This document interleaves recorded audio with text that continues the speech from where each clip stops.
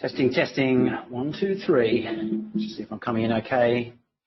We'll be kicking off in a couple of moments. Thanks, team. Good morning, ladies and gentlemen. I hope you're well. Welcome to the Brooks Price Action Trading Room on a Friday. We've switched it on you a couple of times. Keep you guessing. So I'll be taking the morning today, and then Brad will be taking to your weekend this afternoon. So fantastic. Who we got in the room? We got Alex, we got Alan, we got everyone. We got Mike and Rory, got Huang Chi, doing the daily double here.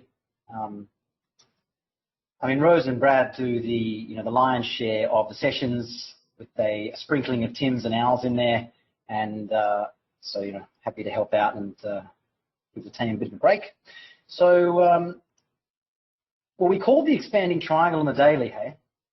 So that was interesting. I didn't do too much trading after the session. We got a couple of things right. I got the length of this wrong. Oh, thanks, guys. So we had bear bar, gap up bear bars. So we've got trading range price action right from the get-go, lots of overlap.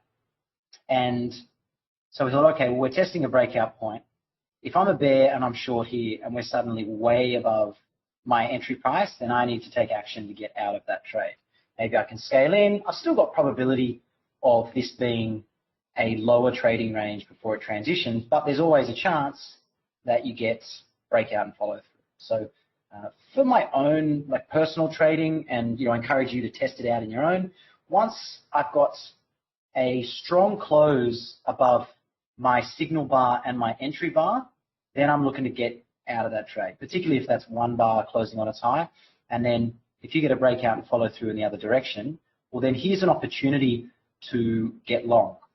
I would highly recommend using the first opposite signal to exit your trade. So if I'm short and there's a buy signal, that's my cue to get out of my short trade and buy it back.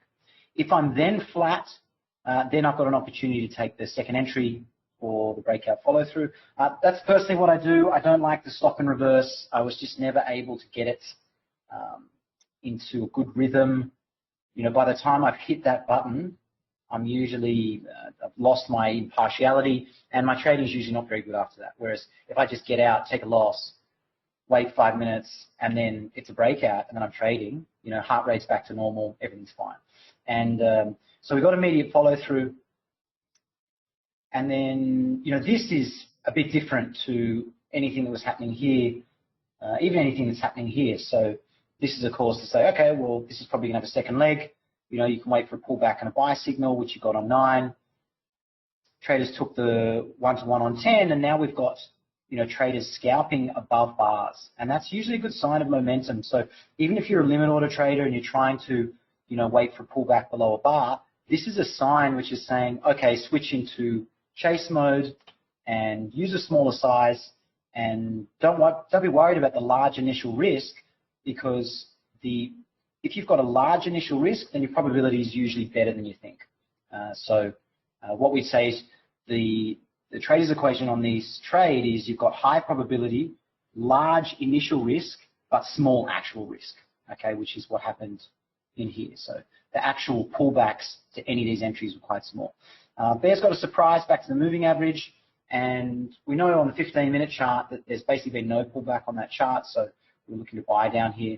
Now, usually when you have a day that does so much sideways before midday, this generally doesn't turn into one of those really strong trend resumption days, and that was my kind of premise. But actually turned up to be more of a trend resumption day. So we kind of retraced that whole move, and that was something that I'd kind of spoken about briefly at the start of the session, and then as time goes on, you kind of forget that kind of stuff. So we said, bad buy signal above inside bars here, bear bar here, bad sells, so we could just vacuum up. And so I find it's good to write that stuff down so that when you're reviewing your trades the next day, you can go, oh, well, I did say that at the start, but I wasn't able to trade it correctly. So now we're back up at the same place. So I'm on the Globex chart, and we thought, okay, well, bear's got a good move down to the 200. We're far from the moving average. We've got breakout points. Now there's a bear bar closing on its low. Those bears immediately got trapped. All right, so if you're short and then the market gaps up, you've had no opportunity to manage that trade. And if I switch back to the ETH, what happened to them? So they're still up here. So there's potentially traders who sold there are going to sell more at the high, and they've got a break-even point down here. That's one possibility. If this starts to get strong buying above here, and I'm trying to, manage a trade to get break-even, I'll usually just scrap that and say, no, it's easiest to take the loss and get with the program. So what do we think today? It's already too many lines. How did we go for the rest of the session yesterday? All right.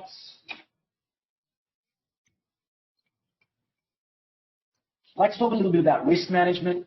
It was something I never thought was that important, or I thought it was kind of obvious, but I realized that I actually wasn't using correct risk management. I have a little indicator on NinjaTrader. I don't know if you can call it an indicator, but it just tells me my total open risk when you place the trade. And, it happens on TradingView, but that's been super helpful. Like if I buy here, let's say, and I put my stop loss down here, you can see it's got my potential open risk. And I realized when I was trading that I wasn't actually aware of that. I was, trying to do the maths, and I would very often have, more than 1% of the account for that wide stop. So I've used a couple over the years. I'm using one. The guy's called Mass Capital or something. I'll find the link to it anyway. But yes, it was just something that you put on the chart, and it just shows you that open risk. And so part of that is to say, well, if I'm on the 5-minute chart, right, and maybe everyone already did this, and it was just one thing for me that is a bad habit. My stop loss is below 1. You can already see the kind of account size I would need for that trade to make sense. Because if I'm trying to keep my trade size to 1% of my account, then the minimum my account can be is 100 grand. Minimum, much more. And if I want another entry to scale in, well, then I can't take this trade. So I need to be on MES. And particularly when the days are in high volatility, I would look and see the ATR and say, okay, well, the bars are a bit bigger. They're about 7 or 8 points. I'll have a wide stop, but in my heart, I was never going to honor it. I was never going to sit there and go, yep, fill or kill. We get to my target or not. So I would basically, if I was disappointed, just pull my stop up. You get stopped out, and then the market goes up. And that's a way to lose constantly buying in a bull channel. Does that make sense so far? Just want to check if anyone else thinks about risk management. Yeah, makes sense. And that's why I tell people to switch to MES, because you can trade, 4, 6, 8, 10, whatever you want, and it's very easy to divide them, subtract them. If you suddenly are in a trade, let's just switch to MES for a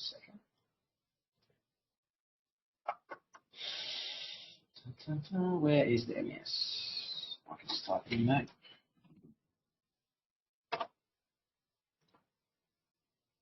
That's continuous? Yes, sweet. Okay, so if I'm here, so let's say I buy the close there, and now I've got my stop loss below 1, and then I won't measure the targets for now, but let's just assume that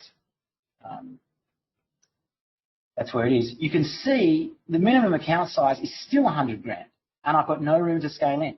I need a $200,000 account to scale in. And that's on 6 micros. So the advantage of trading with micros is that if you suddenly add on or you scale in, you scale out, and you see that this number is way above your maximum risk, well, then you can slowly remove numbers. Okay, so maybe my max size is 500. well then I'm basically managing that position that way. But this was something I was constantly getting wrong, and that's, you know, when I was telling people that I had, you know, I have 18 winning days, and then my 2 losing days, I'd lose like $5,000, and I was going backwards every month. I never realized it was because when I'm getting in and out, when I'm trying to scale in, if I was able to see this number, it would have been way too large. So definitely something to watch. And it's quite cool at the seminar, the first Orlando, because Ali used micros, and he said he would only trade a maximum of 3 contracts. I think he made about $580. And that's pretty hard to do. You try and make that with 3 micros, you know, it's not easy to do. So he was just trying to show, hey, you can trade a smaller size if you get really agile. So. Hi Paul, yeah, small size so you can leave the stop where it should be. Yeah, so you don't have to move it, you don't have to play with it. So you'll be able to give the market time. And let's just switch back to ES before I forget. Good examples on DAX this morning. There we go. So I'll just take off the bar numberings because it's not quite the same. So the first bar of the day is here. So you've got many possible breakout points here. And if you're trying to get long,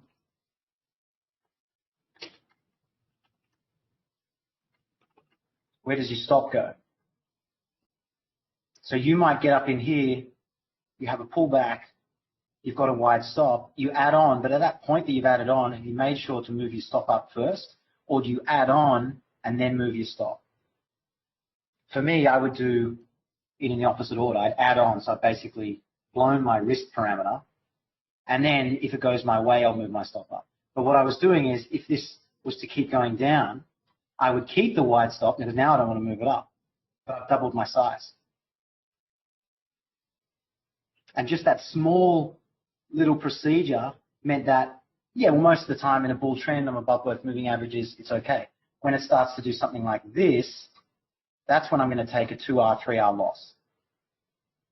Because I've forgotten that I haven't reduced my risk at all, because my stop's in the same place, and then I just doubled my size. So just thought I'd share that one. That had me going for quite a while. It's reasonably easy to fix if you're seeing that number. What was the indicator you were just looking at to show size? Oh, it was, I mean, on TradingView, you can just get an ATR, probably that one. So you can just look at the ATR. ATR includes gaps, or you can look at bar range, but it's just giving you an idea of how big the bars are. So, you know, this is telling me the average bar size is 15 points. So if I usually trade and the ATR is 5, then that's my cue to be like, okay, I might be trading too big. Having a 5-point stop in a 15-point volatility environment doesn't really make any sense. And then you have to make sure you don't rationalize and get out on questionable bear bars. Yeah, it's like, it's just one less decision to make. So if I want to actively manage that trade because it's not an environment that I think's trending, you know, this is a trading range kind of environment, strong up, strong down, reversals go much further than anyone thinks, pullbacks go way further than anyone thinks, you know. We look like we're setting up a major trend reversal, break a trend line, new high, reversal, only to do what? Nearly go above its high. We've actually gone above its high. You see what I mean? So in that kind of environment, that's when active management can be handy. But it's also the environment where you can accidentally double your risk, and you're going to realize as it's going against you and be like, wait a second, my size is too big. So we had bull spike and channel. We had a little trading range in the middle and measured move up. So it can be difficult to trade in this kind of environment because at the time the biggest thing on the chart is this. You're expecting it to kind of go to the midpoint and go sideways.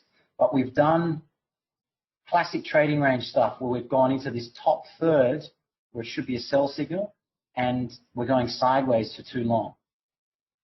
Most trading ranges where you get that pullback don't hang out at the extremes for too long. So if you're here, you're looking at a bull spike. We've broken that bull spike, and now we're going sideways at the bottom of this range. So this is no longer, oh, great, I'm in the lower third to get long. No, we're spending too much time here. It's too easy for people to take swing trades now. So we're probably not in that range anymore. We might be in a larger range.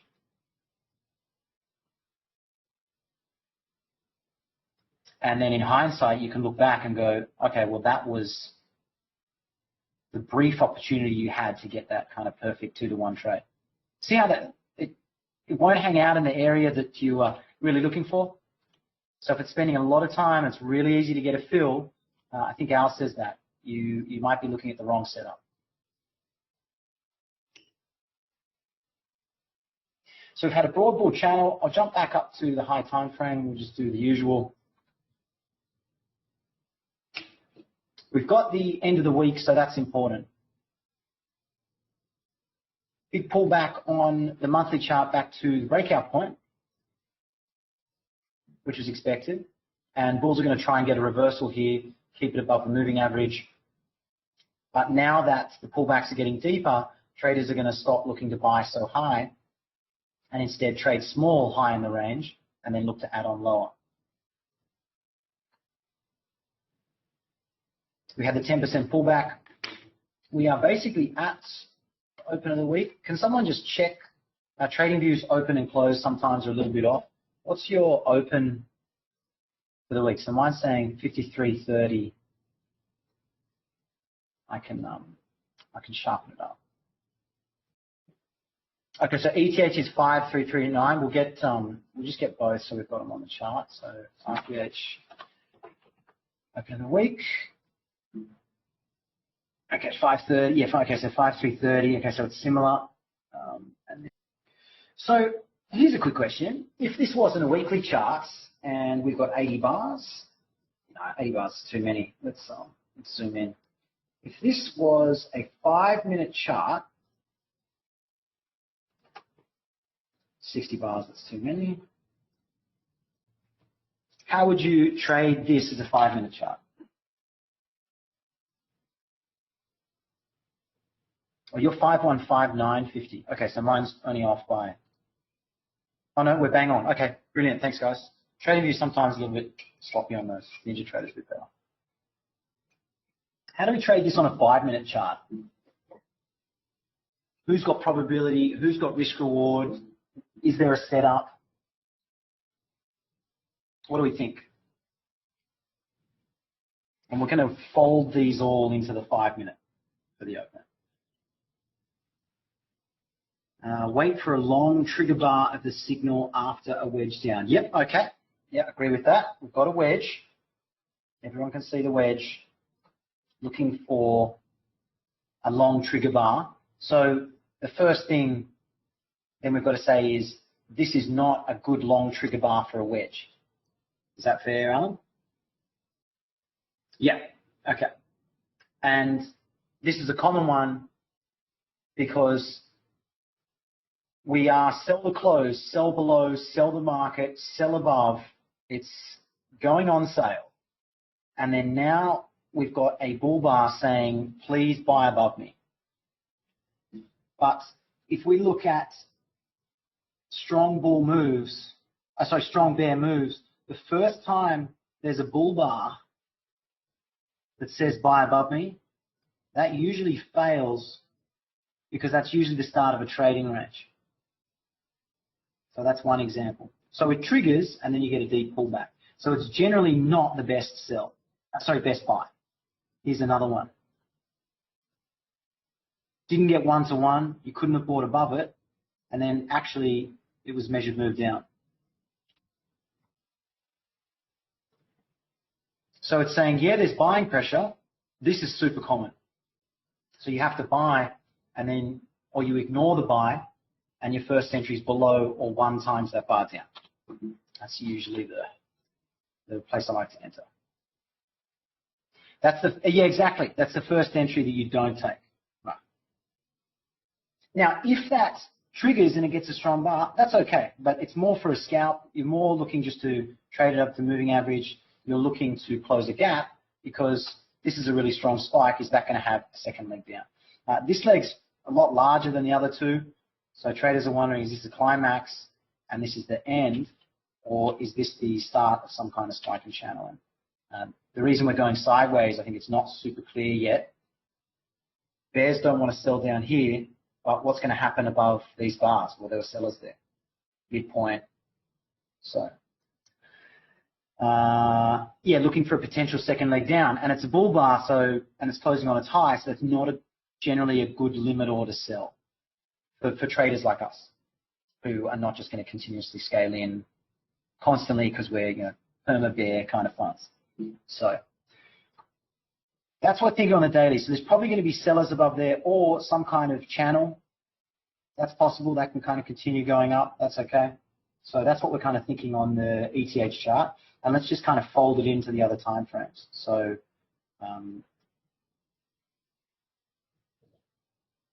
how do we read this? Are the swing points important here? So we've got 1 yes.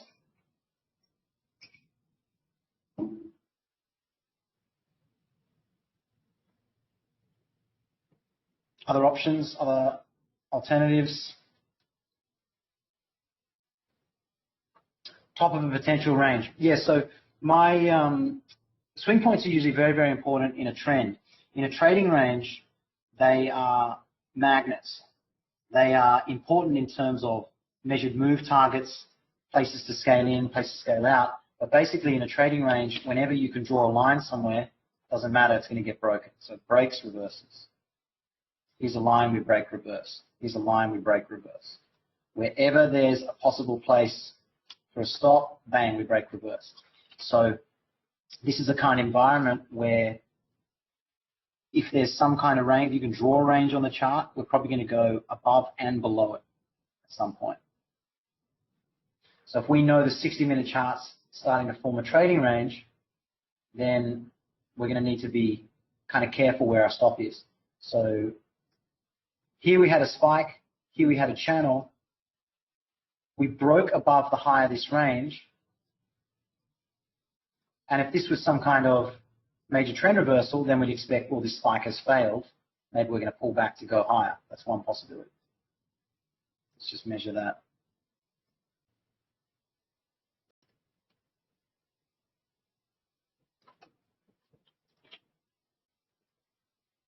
This is a strong spike. If this was a trend, a trending environment, usually you can select that spike, and that's going to give us a one-to-one target up here or that kind of zone. But we're getting too many bull bars here for this to be a bull trend. We're actually getting to the high and we're going sideways. Well, on the 60-minute chart, if you're looking at swing points, we just broke a higher low. So we've probably got a trading range up here. Bulls will still probably buy around here, betting that they'll get some kind of second leg up, or we'll get a little bit above that range. We're hitting the 200, so I think this might be a range for some kind of breakout above or below. So I'm probably looking for a failed breakout. Can I measure that correctly? So for me, nothing to sell here, nothing to buy. I'm in a bull trend, I'm always in long. I don't really want to sell below this. I don't think that's a good double bottom. Long, I don't really want to sell below this. I don't think that's a good double bottom.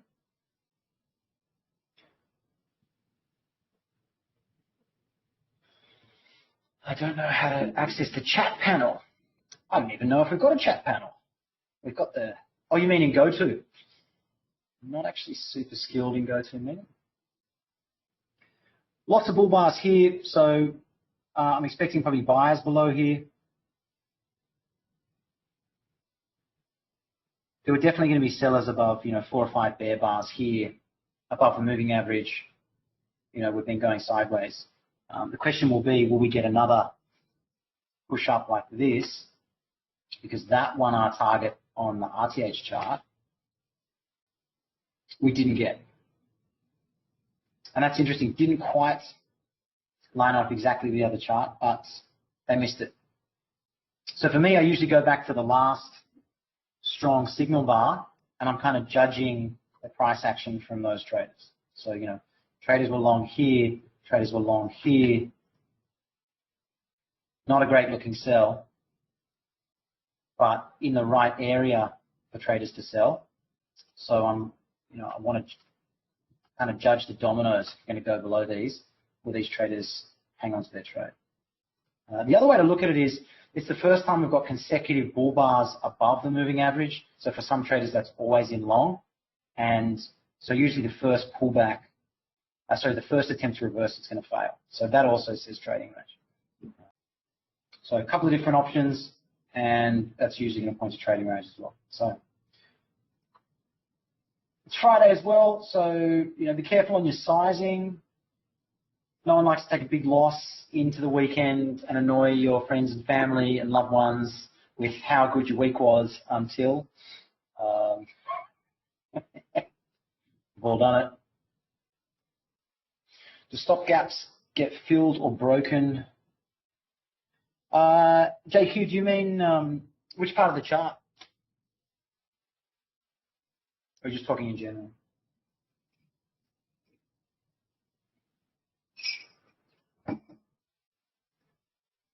Lots of measured moves and then testing breakout points. So this is trading range behavior. You get the first gap that doesn't get filled, and then everywhere else that you could draw a measured move, you hit it, you pull back. Okay, if you didn't use that one, maybe use the double bottom down here. Breakout filled. 8.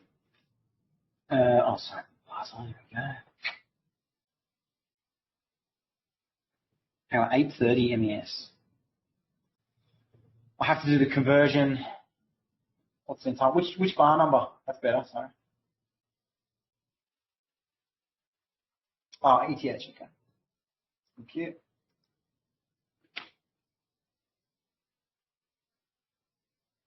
You mean here? Here. Maybe just screenshot it and we'll work through it. It's a good question. So we've had a small gap down. ETH chart, we're going sideways. Bears were able to break below the low of this bull spike. That makes sense. It's trading range. It's the moving average. And I think we're waiting to see, is this going to have a second leg? Is this going to have a second leg or a both? I think we're going to have second legs. You said yes. Which bar number? We're in the middle of a trading range around the moving average. And so, for me anyway, I see this as we're testing the breakout point for a second time. We broke out of this range once, and now we're testing to see if we want to go back. 820, 850, thank you. To stop. So you were short. So you might have to help me out here. I'm in a different time zone. I'm on an ETH instead of an RTH. Just so I know what you mean by stop gaps. We're above both moving averages. That's good for bulls. We're in a broad bull channel. So we know if we zoom into this, we're going to find places where we're always in short, find places we're always in long. It's got that trending trading range feel to it. Short at 5335, thank you. Somewhere in this zone or the next bar. Is that right? So you're selling in a bear spike. We've just hit potentially the top of the third leg, and now traders are wondering, are we going to get a measured move up here?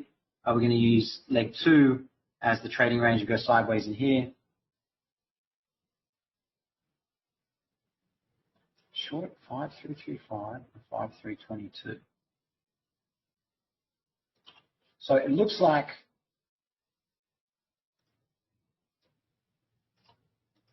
between here and here, the last bears that joined the party disappointed by this. Anyone else who was short looking for a place to take profit, and you had a couple of bars chance to do that. So use reverse psychology. These bears were never in. These bears are going to get out after 3 bull bars. The only bears that are left here potentially sold above, and now they're back at their entry point. Does that help? So all these bears are likely gone. And I'm looking to see if they can sell again in the moving average on the ETH.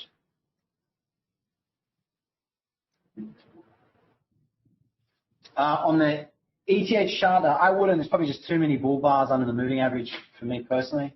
If I'm trying to sell low, I'm waiting for something bullish to fade usually.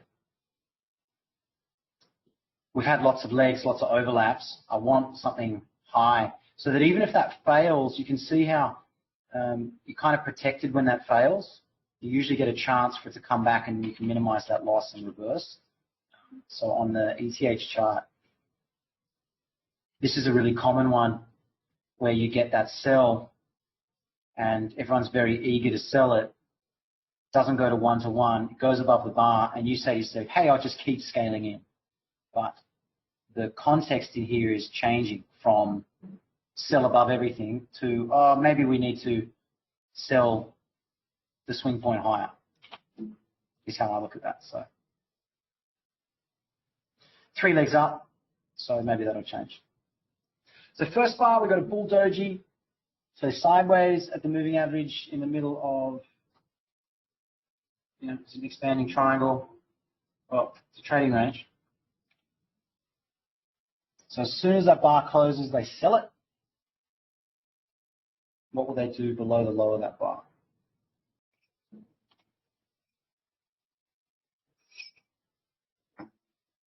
So bull bar, they sold it. As soon as it went below that bull doji, buyers. So that's telling you limit order environment, you've got to be careful selling below something or buying above something. Is this 1 pause, 2 pause, and then we're waiting for another leg? This is a lot of bull bars on the RTH chart. So if the bears can't get it done in the next 10 bars, I suspect we'll just keep drifting to where there's a place for them to sell. The gap's less than 10 points away, so there's a good chance that's closing. Let's get the encyclopedia. So I'm just seeing gap up and bear trap in the, oh, you can see that on the slides. Trap 10. So brief selling at the start of the day makes it look like there's going to be a second piece down, and then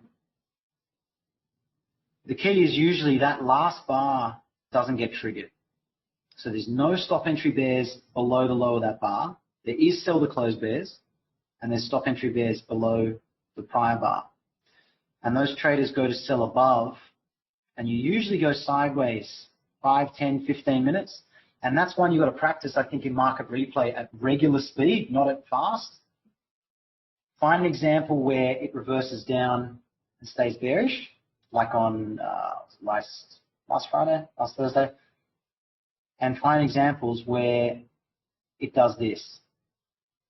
Here's the bull bar, we go below it, not buyers. Here's the bear bar, we don't trigger below it.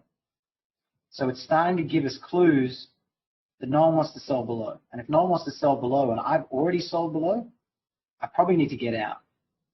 First buy signal, time to get out. Sorry, second buy signal, when I'm short, time to get out. And then I'm able to take something in here for a possible measurement. I've already sold below, I probably need to get out.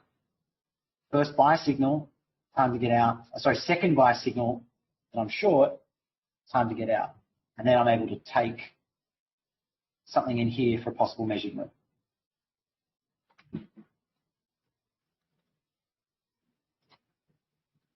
So yesterday, if you're short below 3, you missed your 1-to-1, just. And then you think, no worries, we're about to get it on the next bar. We go, misses it, and now it's coming up pretty fast. At some point, you would usually decide, yeah, you know what, above the high of this bar, it's time to get out. And if you're flat, you can do the opposite. You see someone get trapped, and I'll often do that. I'll enter above the high of that bar, or I'll just wait for the signal bar to fail, see if I can get a breakout pullback test on that bar. Knowing that no one would have sold here if they thought this was going to come. So we close that gap. That's expected. I didn't take the scalp. It's not really, it's not really high probability enough for me. So as soon as this bull bar closed, it sold off. As soon as you went below the low of it, traders bought.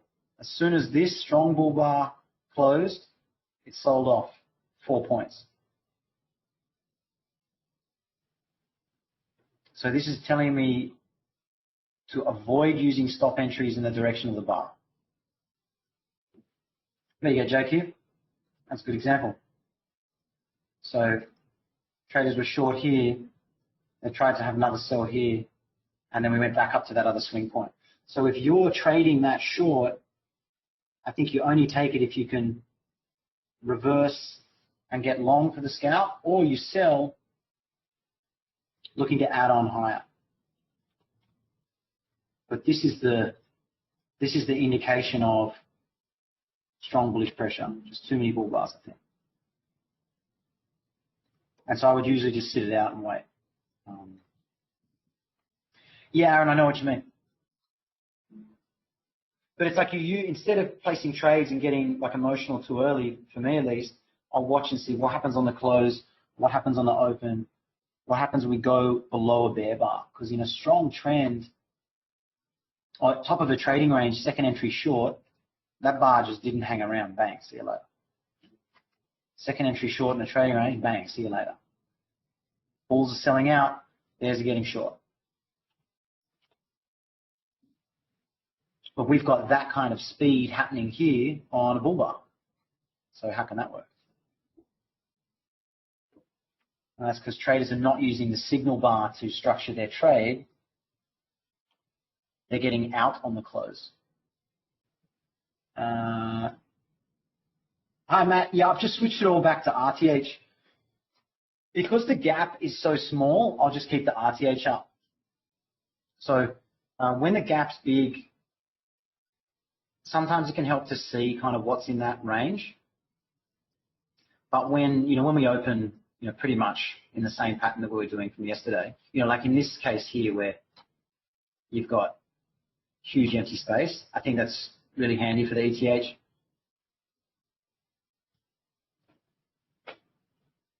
But for several years, I could not have them on the same screen. It gave me a headache. I hesitated, took no trades. The ones I took were rubbish. So in a trending environment, and if you use a moving average, not everyone does, but in ours material, moving average is very prevalent.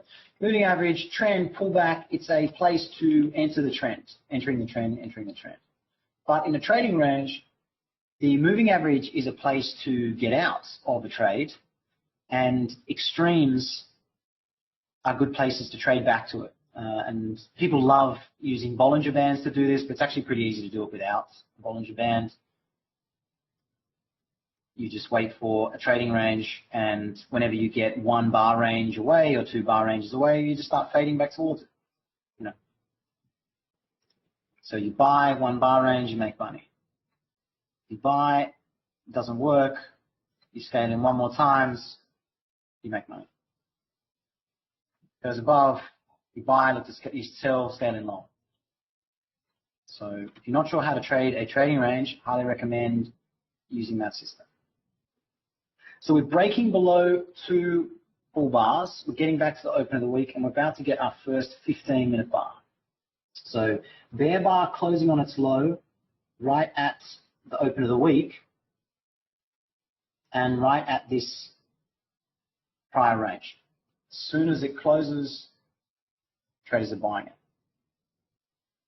15-minute chart, strong bear leg down. We've had 1, pause, 2. Is this leg 3 and a wedge? These legs are not quite the same, but it's, I mean, certainly 3 pushes up. One issue is that the signal bar for the wedge is at the moving average, so probably going to be more important to see what happens below that bull bar. Bears would like this to be the top of something. They really want to get a sell signal and sell below it. I didn't sell below that bar. I want to see what happens at this weekly magnet. Like if we just start running away from this, then that magnet's not very important. It's too early for stop entries for me because every bar they've done the opposite, but I'm going to wait and see who makes money on a stock first.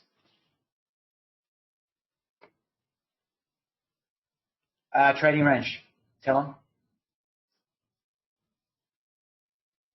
That's what I observed about the first couple of bars, and looking at this, that if everyone's doing the opposite at the moment, I'm going to wait to see what to do. If I wasn't in the room, sometimes I'll just scalp back to close. You know, there's a small gap. Bears want to sell up there. Yeah, I'll take both. I generally will only scalp in the direction of always in, but if once it's a trading range and there's no obvious slope to it, so I'll give you an example. Most trading ranges have like a bit of a slope to them. Like here, this is a trading range, but because it's a gap down, it's a strong bear spike, and we're below the 200 and the 20, at this point, I'm probably only going to scalp short, unless I get something really clean in the bottom of the range, but you didn't here. Bears don't want to sell down here. So it was easier for bears to make money here, and we never really got into the juicy part for the bulls. Here, so we've got a bullish looking trading range. So my scalps are only going to be long. Even though the bears, you know, bang, they got a scalp, they're out. I'll just say, no, I think we're long, I'll only scalp up. So I'll miss trades for sure. I'll just say, no, I think we're long, I'll only scalp up. So I'll miss trades for sure.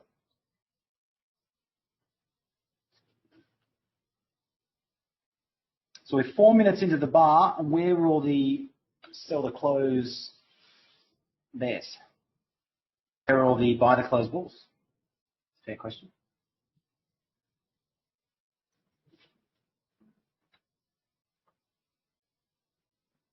We're going to test this double bottom, break out of a range down here, close that gap to the open of yesterday, maybe.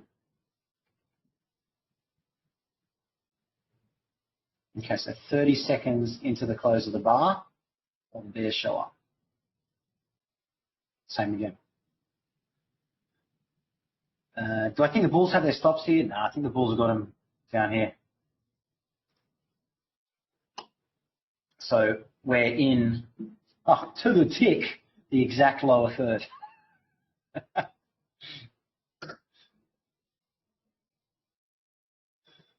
Crazy, right? ES is just crazy precise. I think that's why people love to trade it. The exact point where bears are comfortable selling and when they're buying out is right in that bottom third. So we've got bear bar and follow through, so you think it's probably going to get one more something, but they need to break through yesterday's 74. I just missed the entry on that pullback. It's a bit of a shame.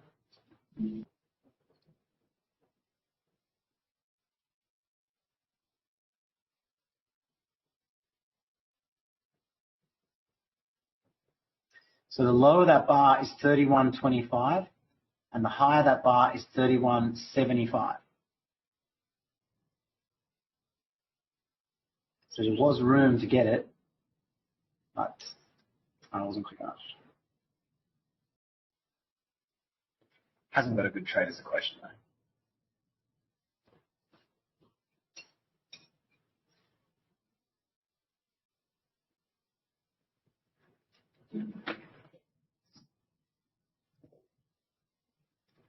If that's the open of the week, will we measured move our way around it?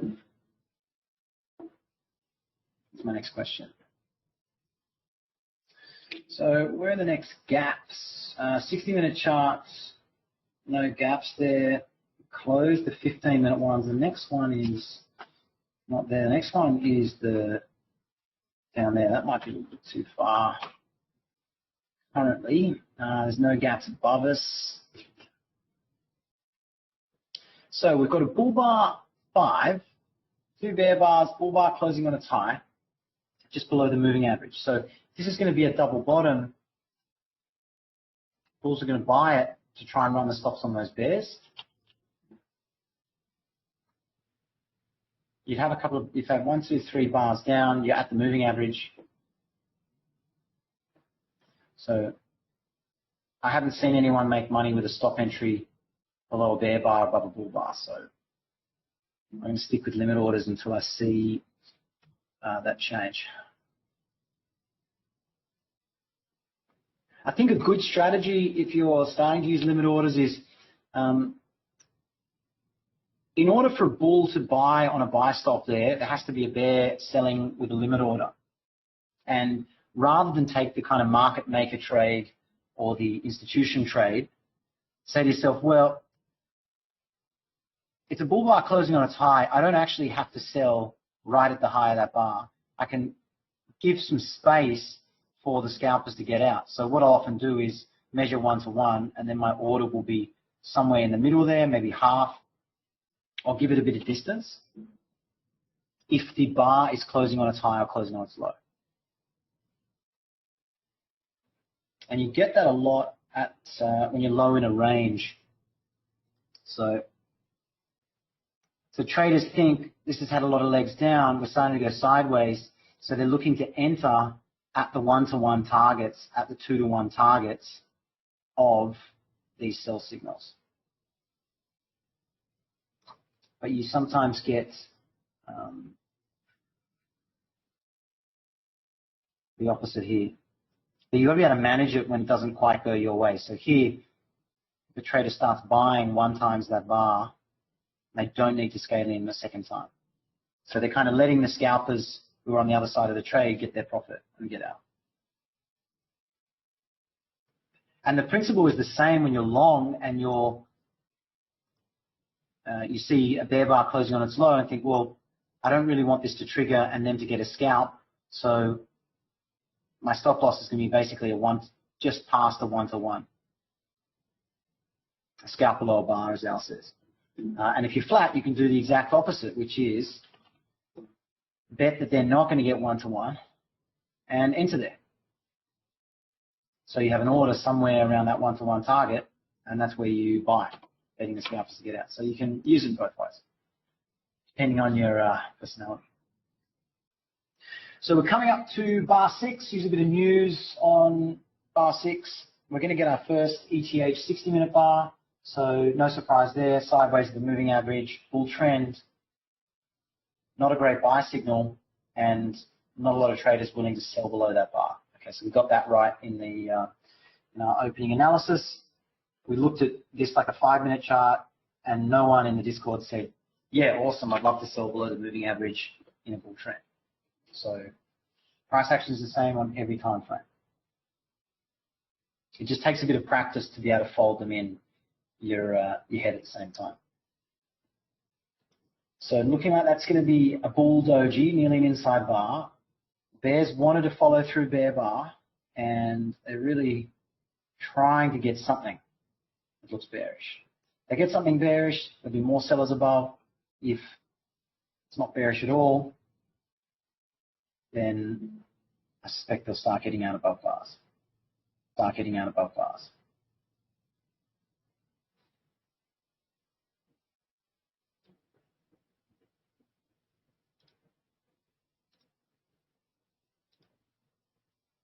Because the bulls here got a new high, I'm more inclined to see this as a buy area, as opposed to we're going to hit a stop loss and collapse and measured move down. So rather than doing that, I'm more looking at, will the bulls scale in?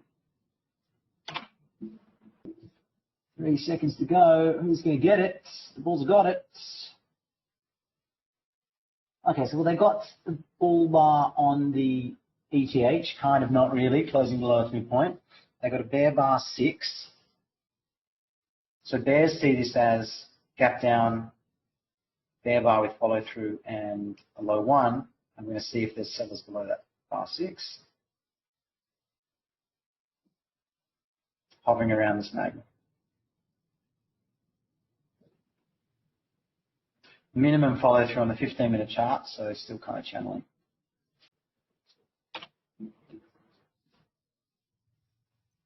So bears can still be short below 3. Some won't have liked 5, but still below the moving average.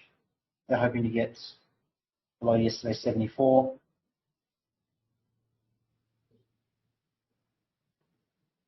It's just taking a bit long for them. If a trader sold the close of 4 and sold more above, they got to their break even. So they're probably not in it anymore. We'll see.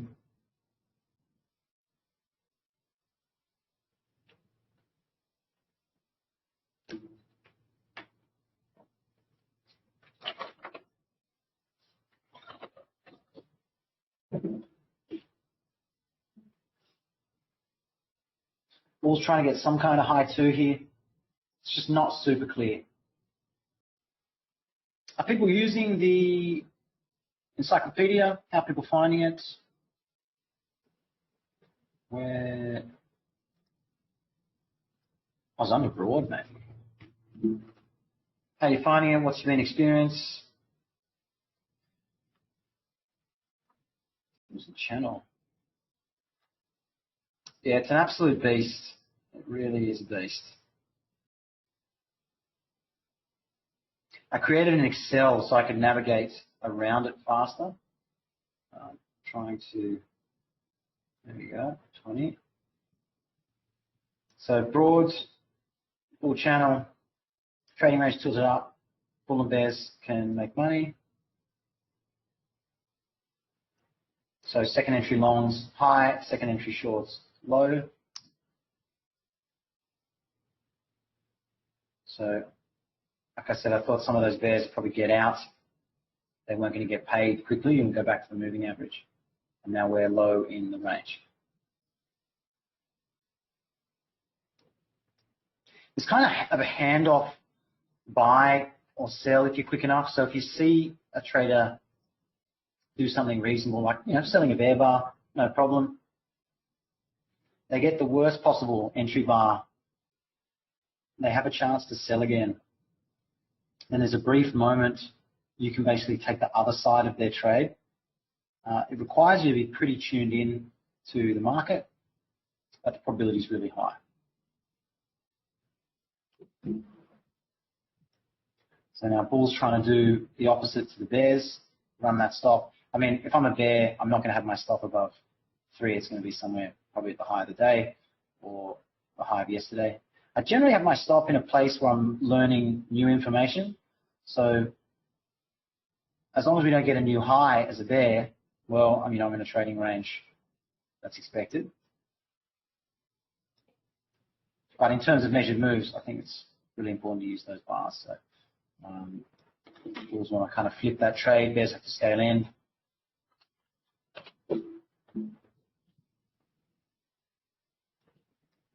We're starting to form a strong bull bar at the moving average. This is the Albrook special. Really good way to trade a channel. So very strong bull bar here for the bulls, making you do the exact opposite of what happened to the bears here, making it buy high. Have you got room? Well, you're basically betting on a new high if you buy that. One thing that I really struggled with in trading ranges is switching from trend mode to trading range mode. So in a trend, you get a good signal bar and you just expect it to kind of take off.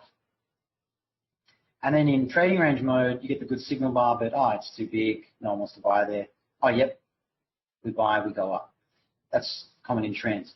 In a trading range, you get the good signal bar, it pulls back, it starts doing the opposite. So you kind of, language I use is limp into the trade.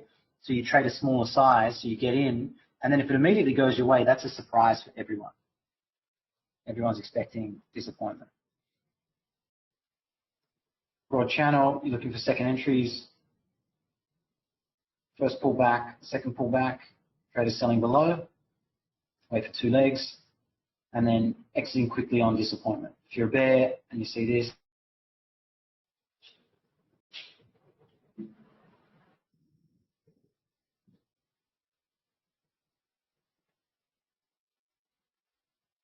so I got tagged into my long here. It's wouldn't be what I call a strong trade. We're around the moving average.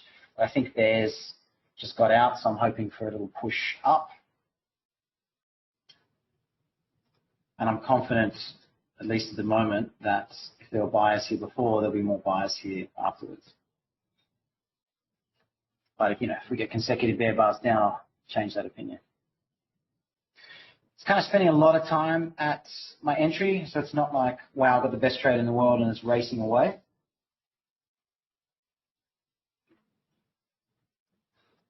Trends with urgency don't let you do that.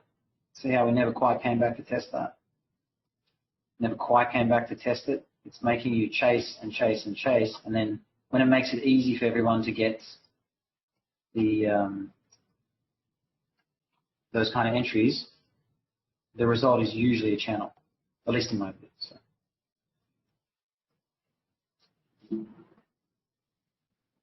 So good looking bull bar, weak entry bar. So probably hoping for 9 to do something spectacular, but it might be an exit on close kind of day.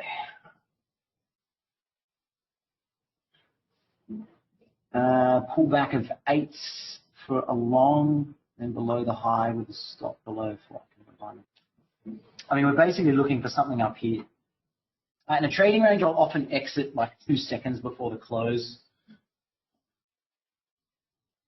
If I can see traders are not really using signal bars anymore, like here's a signal bar, the traders are not buying above it, they're actually getting out at the close. Whereas, here, the moment that small bar finishes, bang, people buy it. As soon as that closes, people are buying it. So you can see those small little differences. That's a sign that I'm not expecting a huge explosion to the upside. And then, and then that sensitivity means that if you then see that, you're like, oh, okay, well, that's going to surprise everyone. Because bears can be short here, bulls can be long here. So if someone tells me the ATR, right, so I don't have a Bollinger Band on this chart, but if you put a range of the average bar size on each side of that moving average, I bet you would get to these closes. That's my bet. Closes. That's my bet.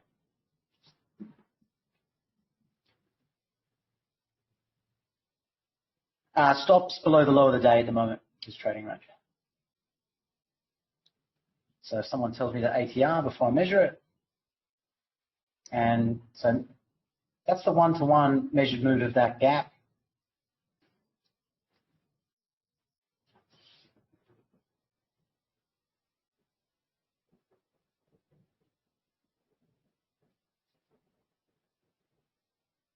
No one's got the ATR for me. I can average true range. Here we go. So 10 points. What a surprise. 13.1. So coincidence, or I think not. So you don't need the Bollinger Band to trade that way. It's actually super distracting. It's like having a giant, bubble on the chart. But what they're saying is, well, in a trend it's useless, but in a trading range, well, once we get a bar range away from the moving average, it actually becomes high probability to just expect scalpers to give up and fade it back to it. That's what they're doing. So, and if you're a newer trader, this is where you constantly get stuck. You are selling at the scalp distance from the moving average, and the moment you enter that trade, what does it do? It reverses on you. Oh, nice. You got the pullback. Yeah, nice. So I got out at the high and the bear stop there, so I'm just taking a scalp. I think it's more than 1-for-1, but you can hold as long as we've got bull bars up here, but it's a trading range. So because I'm in the encyclopedia, I'm answering questions. I don't swing trade too much. I think it's a still take quick profits kind of environment. Really good looking 15-minute bull bar for the bulls, but do you want to buy at the top of this range, or do you want to wait and see whether there's a breakout? So we had the push up, small gap. Bulls got that second move.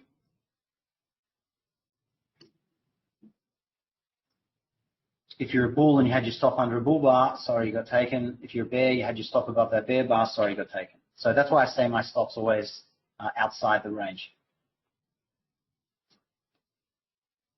Some of the best RR trades you can get happen here, where your stop, is potentially, a scalp size below that low, and then back up to the range is a super trade. A scalp size below that low, and then back up to the range is a super trade.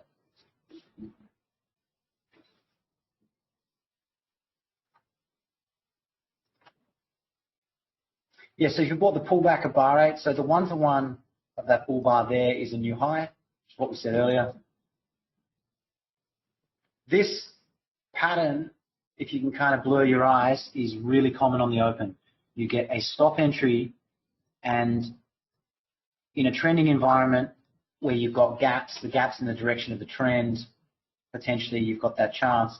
Here are two examples of the first stop entry fails and then sets up a much better swing in the opposite direction.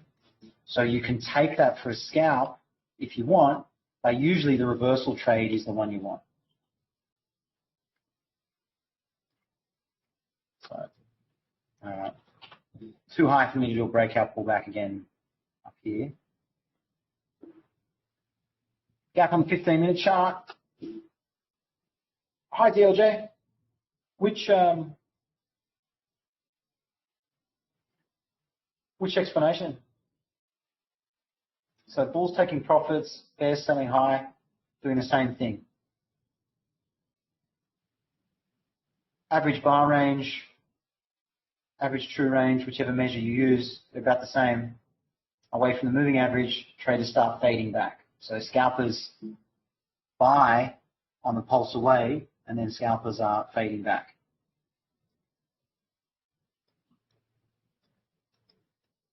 And the reason I bring up the Bollinger Band is because I think it's a terrible thing to have on a chart, because you will miss every trend.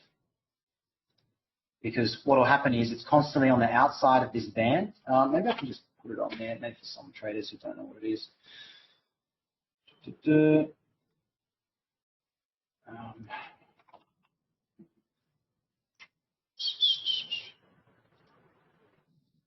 Oh, my goodness.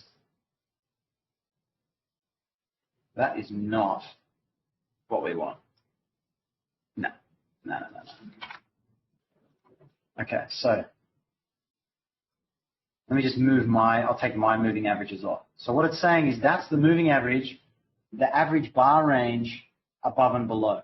Can you see how if you tried to fade that band in this trend, you basically lost every single trade in a trend.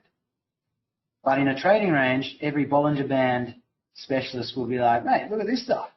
It worked every time. You fade here, back to moving average. You buy there, you make it, you sell, you buy, you sell, and then here. You see the difference? So you don't need this weird bubble on your chart to do that, right? You can just say, well, are we in a trend? Are we in a trading range?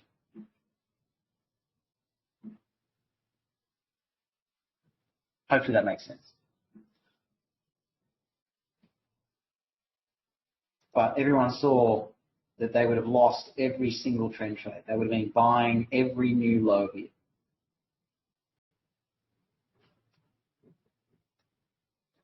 Yeah, there's like a handshake that says, hey, look, we're running it a bar range up and we're going to get out there. We're not swinging this. So if you want to take the other side of that trade, that's where we're going.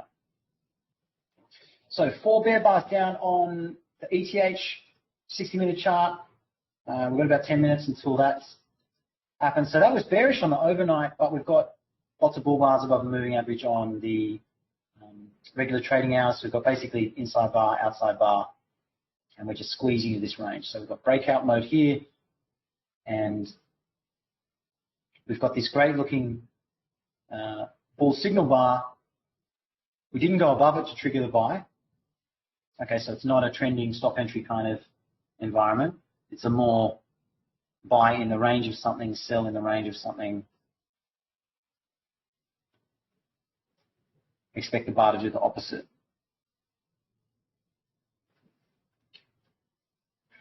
Hi, Hammer. This looks like breakout mode to you. Yep, totally agree. Inside bars, outside bars, sideways on a higher time frame, a few legs up. How do you balance that between the context of a trading range and bears failing? Can you explain that one a bit? I think I know what you mean. Just maybe give me a little bit more context. Oh, it was BO fail. Yeah. So how do I balance that? Well, they're the same, right? Failed breakouts and trading ranges are one and the same. Do you mean how do you trade it successfully? Or you like, how do you know when the context shifted? I think it's a great question because it's like, it's a transition area and it's hard to code an algorithm to do it. No, in breakout mode is a trading range at the same time. So breakout mode is easier to see when the leg count, basically when you've already had 3 legs. So here's a trading range. Everyone can see that. We've definitely broken out of that trading range, right? So test the underside, and we've got a couple legs down. 1, 2, 3, or 1, 2, 3. What happens is that everyone knows because of inertia, after the 4th, 5th, and 6th attempt to reverse, traders who are short are going to start taking profits, and we turn into a trading range. And we call that breakout mode. We're waiting on, are we going to go up or are we going to go down? And in breakout mode, the probability is 50-50. But that's not completely true. Because if this is a bear channel, this has a 75% chance of breaking back to the upside and forming a trading range, right? 75% chance. That's why when a bear channel gets another bear breakout, it's such a surprise. And you say, oh, wow, well, then there's a measured move down. So this high probability outcome, after this high probability outcome, makes this very weird trading range area where the probabilities are switching. And everyone knows it's more likely to get a bull breakout and this whole thing to become a trading range, but they're prepared for the opposite. So the reason I'm showing that bigger picture is because that is the same thing that's happening here. You've got a bull channel, 75% chance that breaks to the downside and forms a trading range, which is what we did. Bear channel, 75% chance that breaks to the upside. And you can see how it starts squeezing on each other. So that's the big, easy to see version. And then if you can squeeze your mind a little bit, you can see we're constantly doing that in these little legs. And once we start to get 4 or 5 reversals, we call that breakout mode. We've got a double top, we've got a double bottom. It's 50-50. Computers take over. So at that point, everyone's waiting for entries on the top and bottom.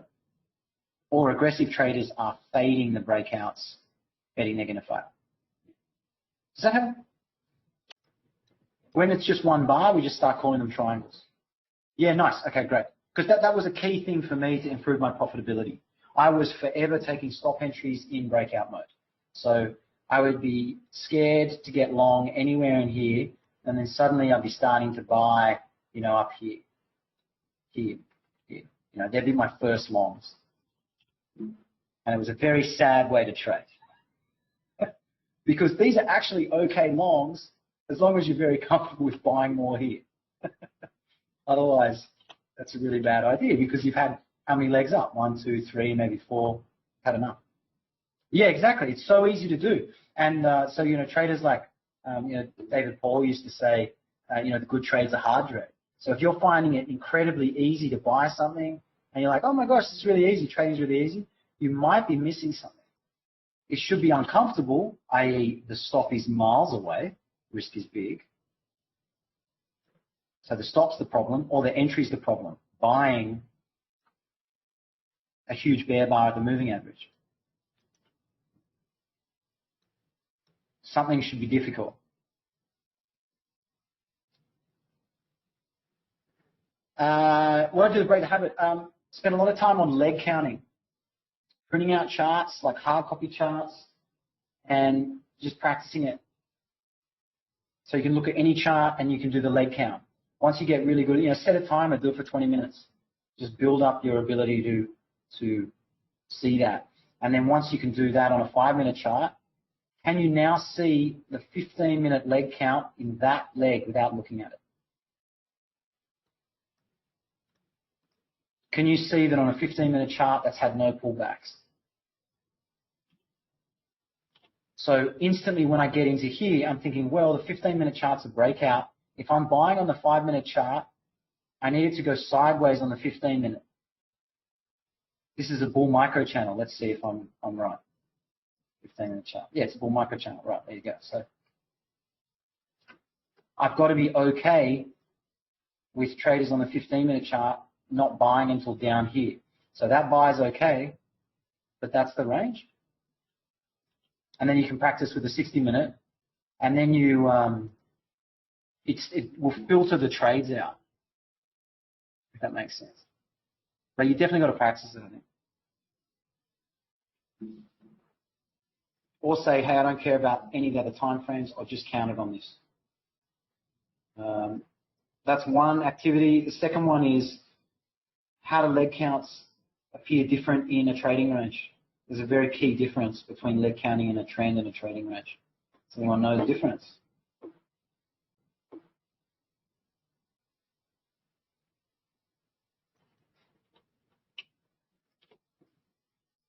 Let's squeeze the chart up.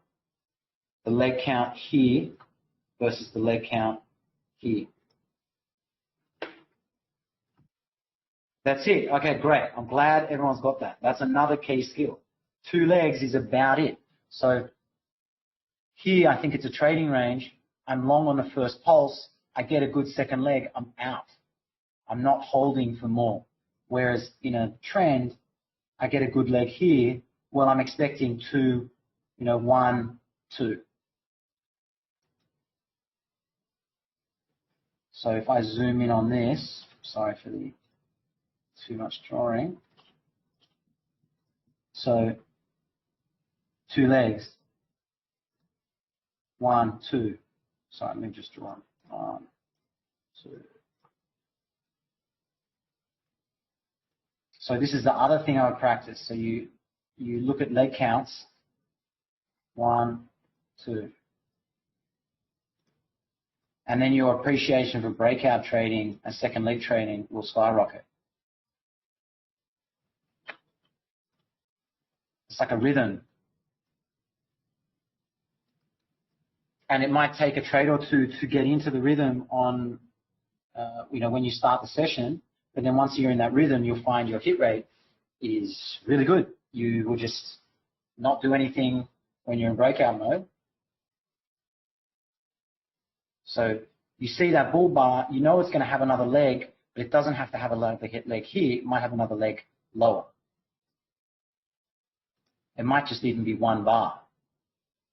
So if I'm selling, I'm not going to sell that bull bar. I'm going to wait for that second leg to finish. And you can see that's what everyone did.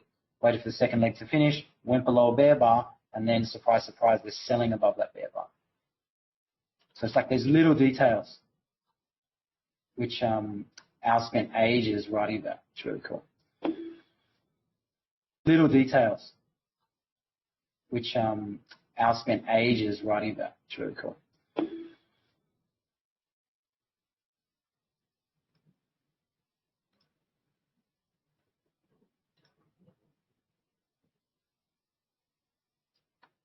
So not a lot of 15-minute buys on that big bar. That makes sense. We've come down to close that little gap there.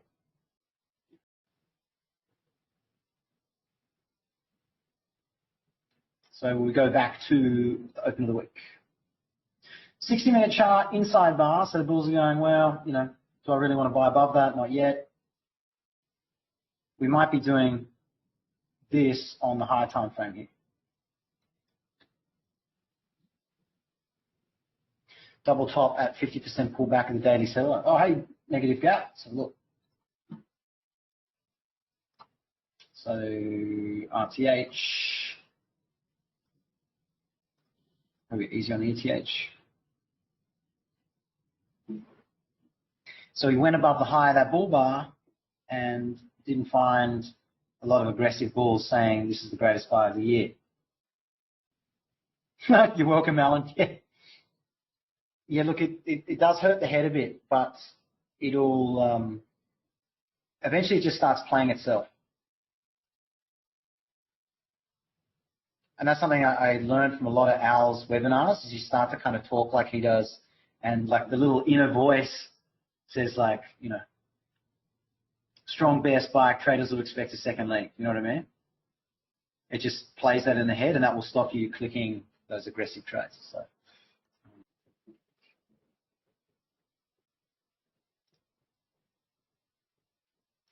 I still have this feeling that the measured move, if we go down, will be around this magnet. So in a trend, the measured moves are very, very precise. When you have a high time frame magnet, they can often just oscillate that way. So bulls just ran it up. Bears probably doing the same thing, trying to run it down for a scalp. I'm flat. I got out of my long up there to run the stops, and then I suspect the bulls are trying to get down here. I'll give the bulls an extra 5% because of this, but this is not looking, you know, it's not really looking that bullish anymore. Hey, we got to a double top. We're testing a double top on the 60-minute charts. You know, they would love to just hang here for long enough until the higher time frames tick over and it's continuation, but maybe not. Yeah, you appreciate the trend days. That's it, when you get the right direction. So back at the open of the day, thanks for that. That's actually a good one to put on the chart. Team.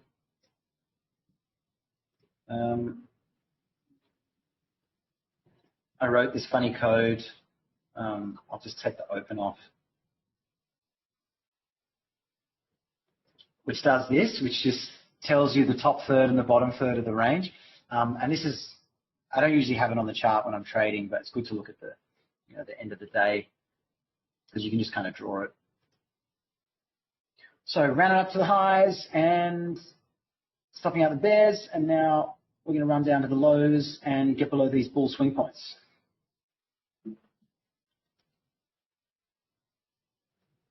Not easy to get short here. I mean, I wouldn't typically sell below a bear doji above the moving average, but then it worked. So what I would usually do is draw a line there. Al calls it a bad sell. And then that's a magnet for potentially a long trade if one sets up.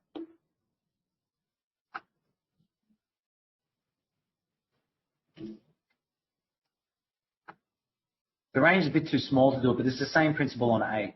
You know, weak bear bar, very strong trend bar. Bears sell there, they sell higher. So, could you give today more details on leg counting? Yeah, man. So if you think about Does everyone know what a microchannel is? Familiar with that term? Microchannel is any kind of leg where you never go below the low of a pry bar. Okay, so that's, I think you can also call it a simple leg. That might be the other name for it. You can call it a spike, many names, but so when you're looking at a spike like that, there's a couple of different ways to count those legs, I think. So one way, let's give it blue, what I call a spike break, when you go below the low of right. So yesterday, you go below the low of a pry bar there, then you go below the low of a pry bar there, and then you go up to a new high. So we want new high, went below the low, new high, went below the low, and then new high, went below the low. So there we've had 3 legs. That's one way to count it. The other way is what you might call a volatility count. So expansion, contraction, right? So sometimes the leg count is the inside bar. So that's a burst of energy, pause, burst of energy, pause, 2 legs sideways, and then another burst of energy. So that's the other way to do it.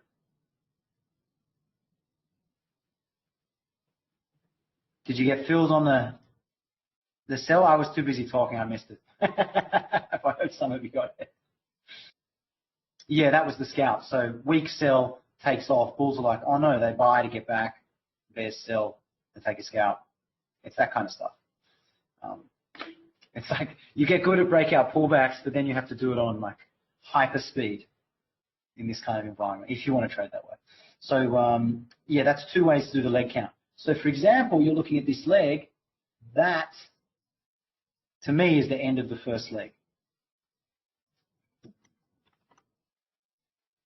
That's the end of the second leg. That was a contraction of volatility and went below the low.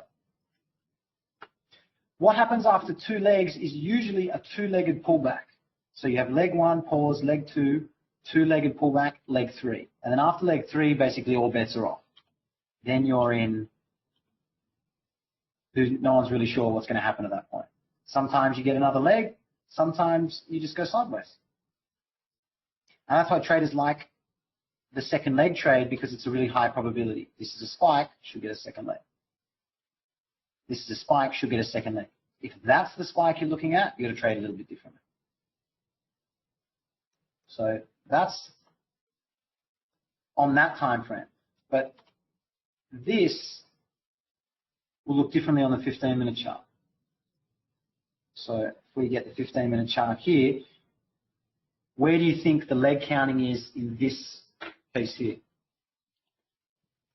So 12, we've got to vote for 12 and 17.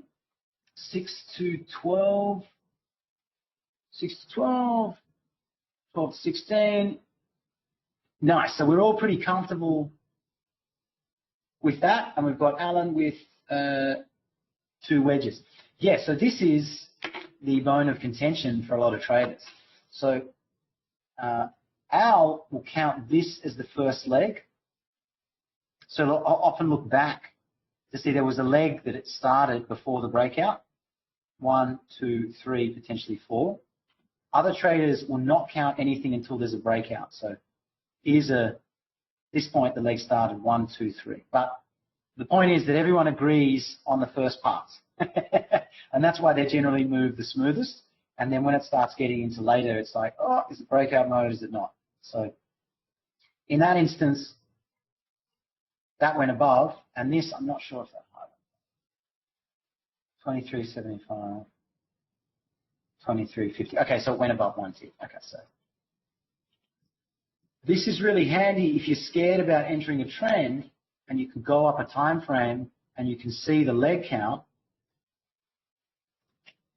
and you're here and you're thinking, oh, no, man, I don't want to risk too much. It's about to end. You know, it's closing a breakout point. There's 150 million reasons to not sell. But there's also the Forrest Gump reason to sell, which is we've got about 8 bear bars in a row. Do you really want to buy this bar? No, no one wants to buy that bar. If you're a bull, the only place you're looking to buy is down here, right? So even if we pull back, it'd be just awesome if you got the highest sell there, but you're also happy to sell above something.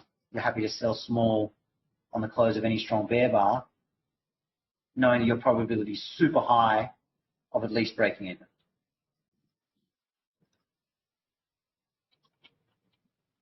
So that's how you can use leg count on multiple time frames. Obviously easier in hindsight. We can see the chart, makes us look really smart.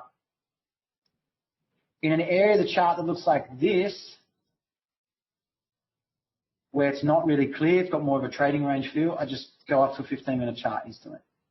Just wouldn't even worry about it. Just go, okay, 1, 2, 3, or breakout 1, 2, 3. Okay, so I'm in a channel.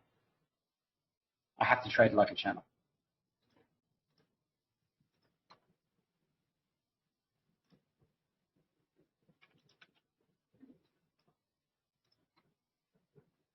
Just Forrest Gump it. Be like, well, I can't tell what it is. It means other traders probably can't tell what it is. So it's probably a channel. So we filled that gap. We didn't get a new high on the 15-minute chart. We're back at the moving average. Now we're starting to form, who was asking about breakout mode? A triangle here.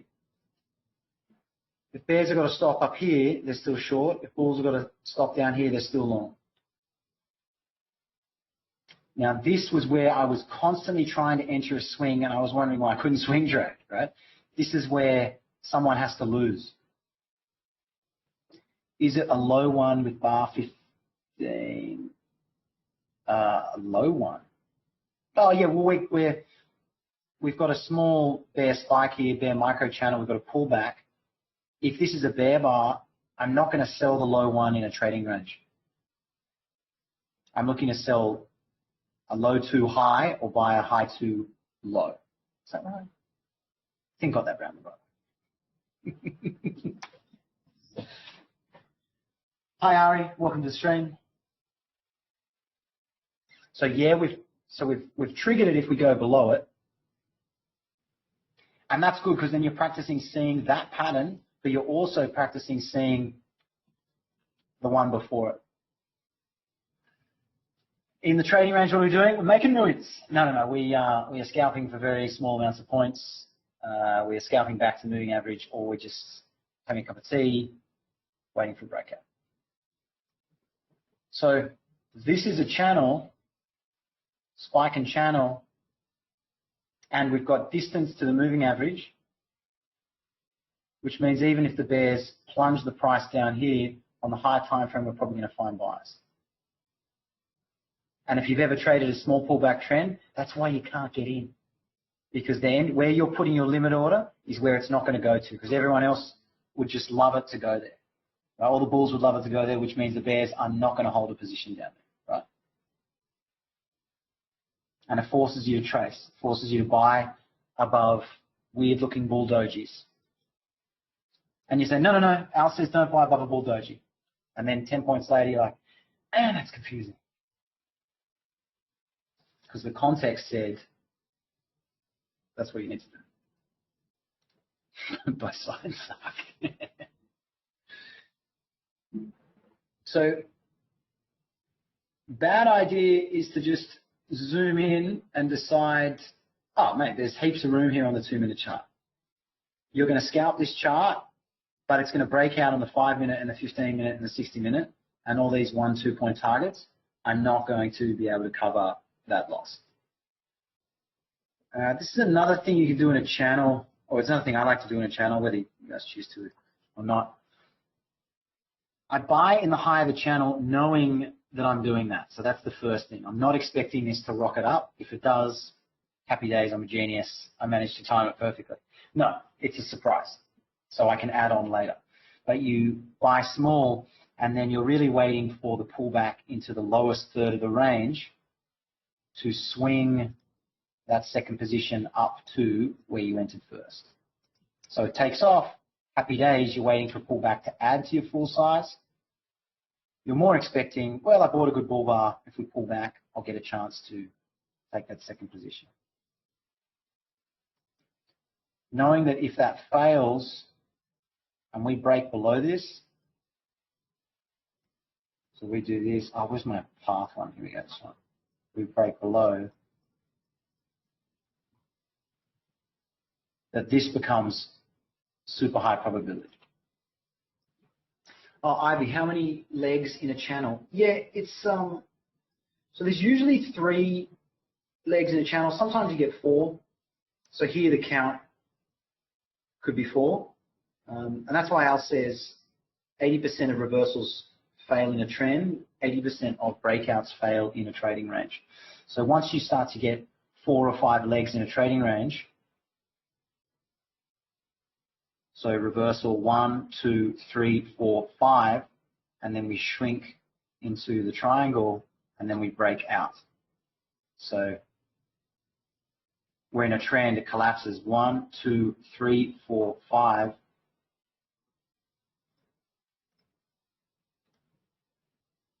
Are we going to do this, or are we going to do that? Either way, you'll notice we came back to this triangle. I draw that correctly.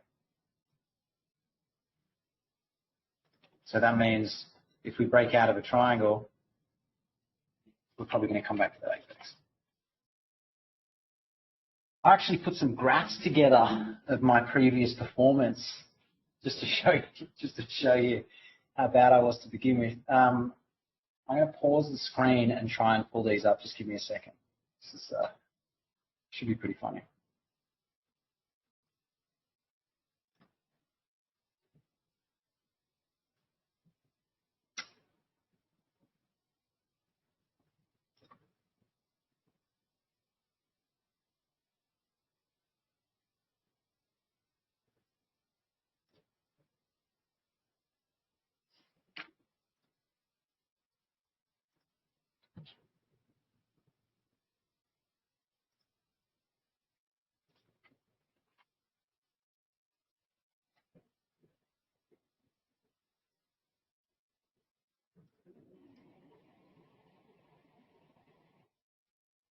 Okay, is my screen still back there? Let's just check. It was showing screen 2. Okay, should be good.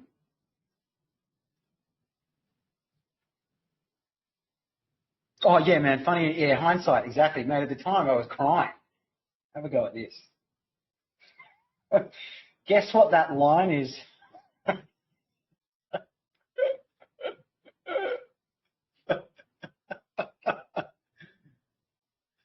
Yeah, man, that's 0. Seriously. Like, you know, I had to remove the thousands of dollars because it was just like, you know, bring tears to the eyes. But this is what learning trading was like for me.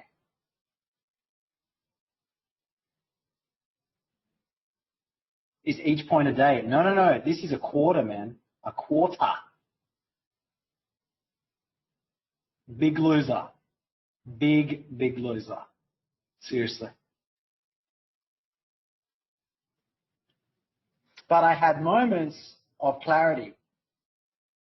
You know, oh, you can't overlay it. That's annoying. Yeah, at least it's channeling up. This is what they call in crypto. Crypto got a special name for this pattern. I forget what it is, but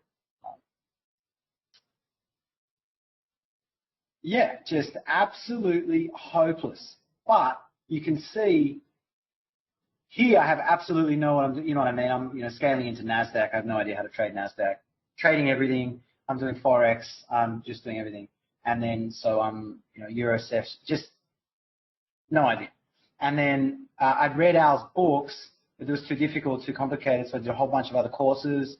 And then eventually at this point here,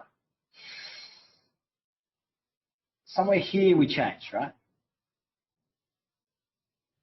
Here it's like there's some risk management, there's a bit of loss control, and then all of a sudden we start channeling out. Okay, so that's the first one. All of a sudden we start channeling out. Okay, so that's the first one.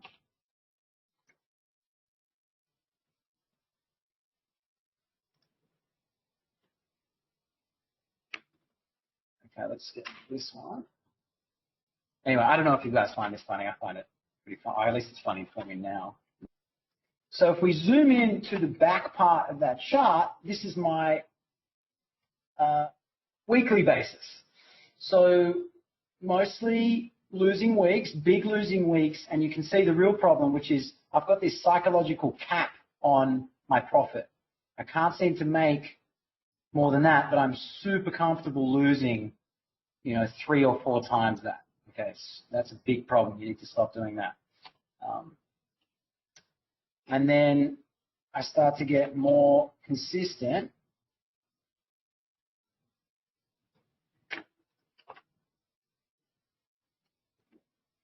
Which was now basically every week is green, but I've got this risk management problem. See how I've got this psychological cap here? It's always about 1/3 of my losses. So it's like the math is never going to work. And then I don't have, I've found some other ones here. So you can see now on a daily basis, basically every day is green, except for this stuff. And then slowly as I start doing the risk management that I was talking about before, I'm actually ending the session when I reach a limit. I'm actually using risk control on my position sizing, so I know, I'm not just endlessly scaling in, and then this problem starts to go away. So, and this problem here, I don't know if I can overlay that, where you have losing days that turn into a monster losing day and then coming back. So it's like an upside down middle finger. It's really saying, hey, I have no idea what I'm doing here.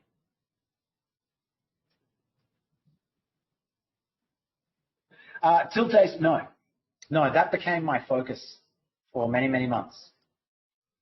And it seems stupid because well, at least to me, it seems stupid because I'm coming to my trading session trying not to lose. But actually, all I was trying to do was to cut these in half. So it's like I could make $200 or $300, $500, occasionally 1,000, but my big losing days are 1,500, $2 grand, 2.5. Like, this is a problem. This math doesn't work. But cutting those losers at 500 or 1,000, I think at the time this was 500. All of a sudden, see how my winners naturally boost? Because I'm not suffering this constant emotional, psychological, oh no, I did it again. So I encourage, so my suggestions were, NinjaTrader has a couple of indicators that will do this when you open a position. If we do it here, wherever your stop loss is, it tells you what your stop loss is, that open risk. Now, if I've got a $100,000 account, 1% is 1,000, but I don't like using 1% because you might have to take 3 losers, and that's minus 3%, and that's going to have a psychological impact for you, I think, for the rest of the week. So instead, I would cut it down to 0.5%, or even better, 0.25%, something that you can take 3 losers away and you don't worry about it. And then you're making sure that you never have more than that position open. And if you use micros, it's a bit easy because if you suddenly make a mistake and this gets too big, you just start taking off micros. And you just spend your time focusing on risk management. At least for me, that was like a big change in my performance. Rose is having a rest. We swapped around. I think she may be low on voice. I think she's done quite a few extra hours for the team here, trying to upskill everyone.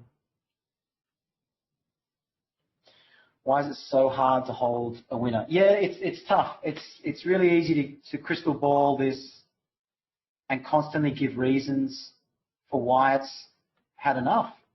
It just takes a lot of practice. Practice letting your stop get hit, practice letting your targets get hit, and not over managing it. Al says 1/5 of your position, So you really don't care. Trader Tom says a tenth, you know. So if you're comfortable trading $100 a point, trade $10 a point. Anything that you can, you know, it matters just enough to pay attention, but you don't care. So bulls got a new high, so that's good for bulls. We got another ETH close on the 60-minute chart. Oops, sorry, that's 5 minute. So now we've got strong bull bar on the 15-minute, another bull bar on the 15-minute chart of the moving average, and we've got bulls have got a 60-minute bull bar. So pull back to me deep, that's okay.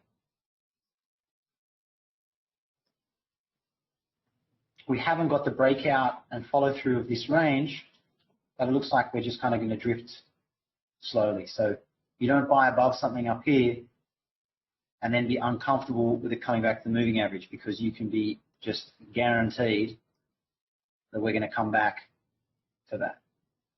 That's also the angle of the 200. So $10 a point, so 2 micros. Hey, you're welcome, Shaggy. Yeah, I thought that might be useful. Like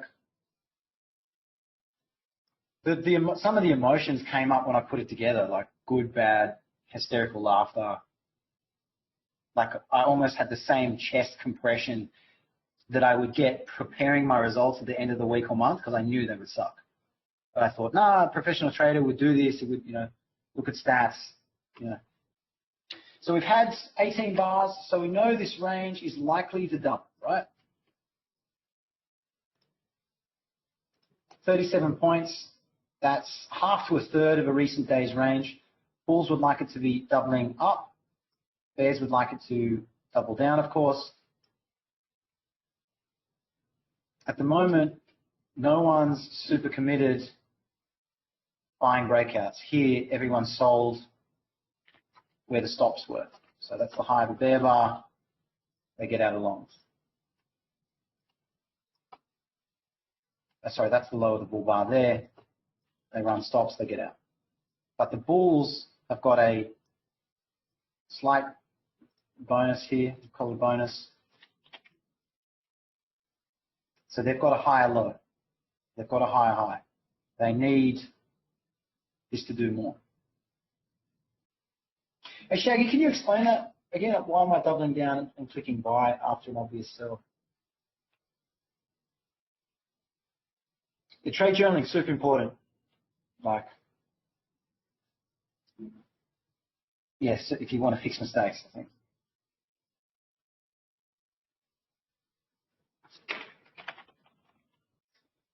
Leg count in the range.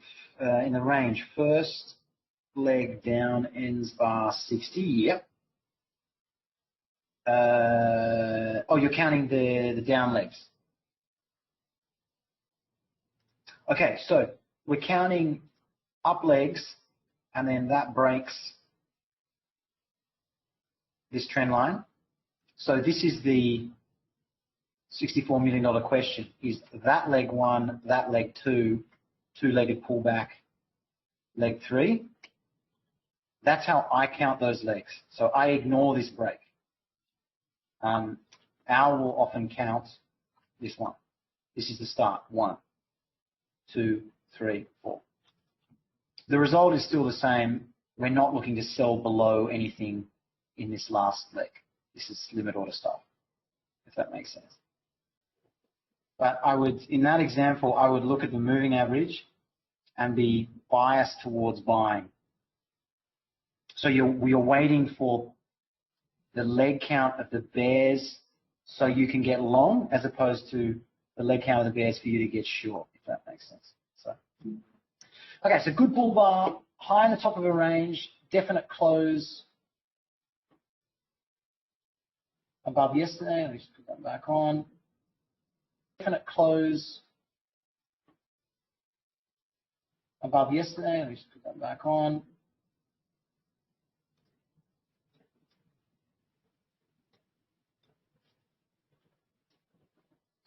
We did micro channel on the way up, micro channel on the way down, micro channel on the way up. Okay, so very difficult for limit order traders to get into this. So this is making it climactic. I'm not currently long. I'm trying to decide what I want to do here. Paul, what do you lean on, the 60-minute ETH or the RTH? Yeah, it's a good question. I look at both, and my default is the RTH. If the RTH makes sense, then I'll just use this. This is a bull channel, so I think, like Petroman just said, we're likely to find traders buying low, selling high. If we do strongly break out, then we'll probably hit some target, go sideways, and then come back into it. So if I buy, I'm not just going to get out below the low of the next bar, for example. Because if you do that in a channel, you'll take 10 losses in a row. Like if you buy and get out below a bar here, you took 1 loss, you took 2 losses, took 3 losses, 4 losses, 5 losses before this leg happened. You know what I mean? You got long in a bull trend. None of those trades really put you in too much stress. None of them hit your stop, but you exited early on all of them. So if you want to trade a channel, you either wait for it to pull back to the lows if you get a chance, or you're comfortable with the ebb and flow of it. So 15-minute bulls are trying to get a one-to-one up here. You've got other bulls who'd really like to swing it up here. Their one-to-one is here.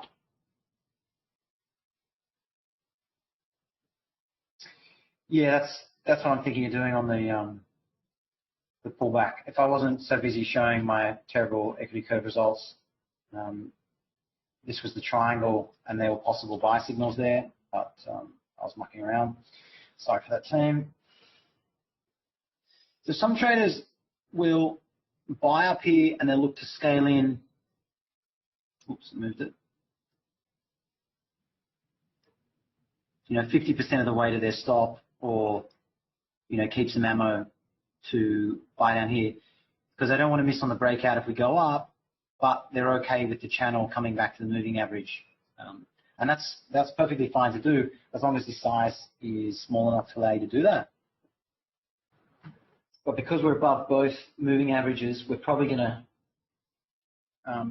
let out. Oh, here's another one. This was another one that I discovered when that equity curve starts to flatten out and go up.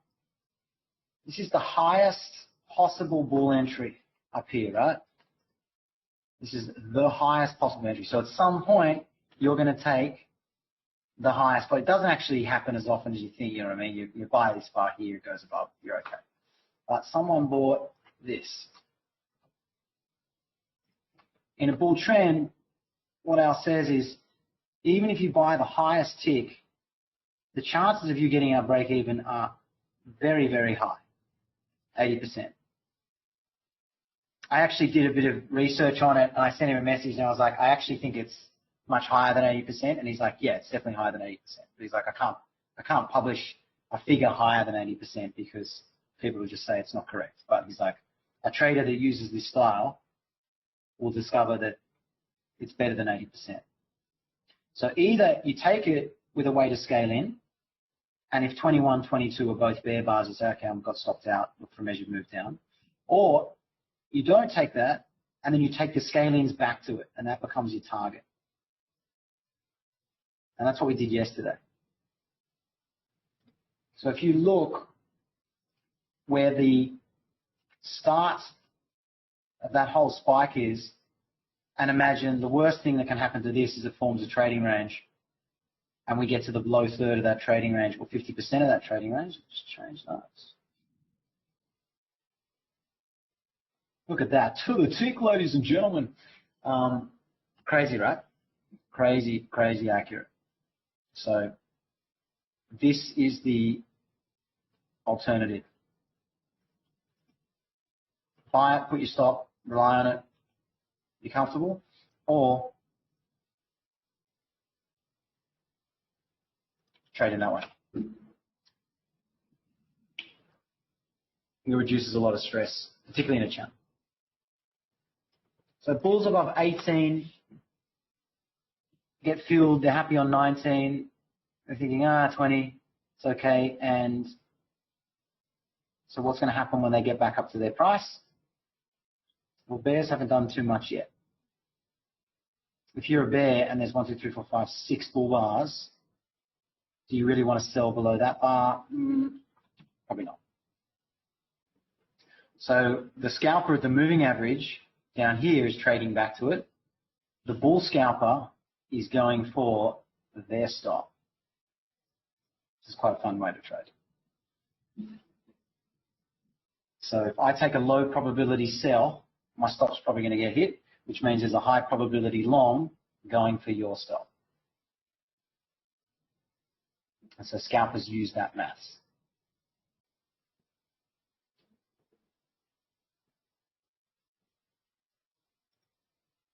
Who asked about leg counting?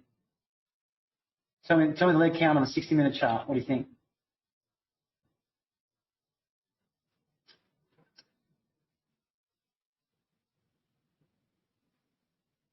2, 9, 12 possible wedge. Yep, fair enough.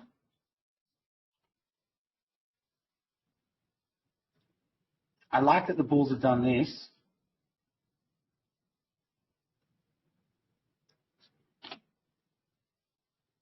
Bears trying to reverse it down. So they've got the follow through 21. Tails below both. They're probably going to need another bear bar. 15-minute chart. Not a strong buy above. So you can see this channeling behavior. We come up, we break out, we test it.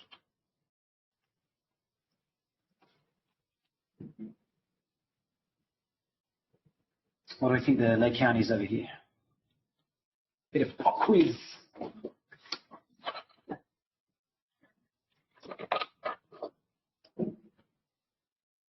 Yeah, nested. Looks like we've got 3 pushes up, lots of pushes up. We just don't have a sell signal on the 60-minute, so probably still drifting up.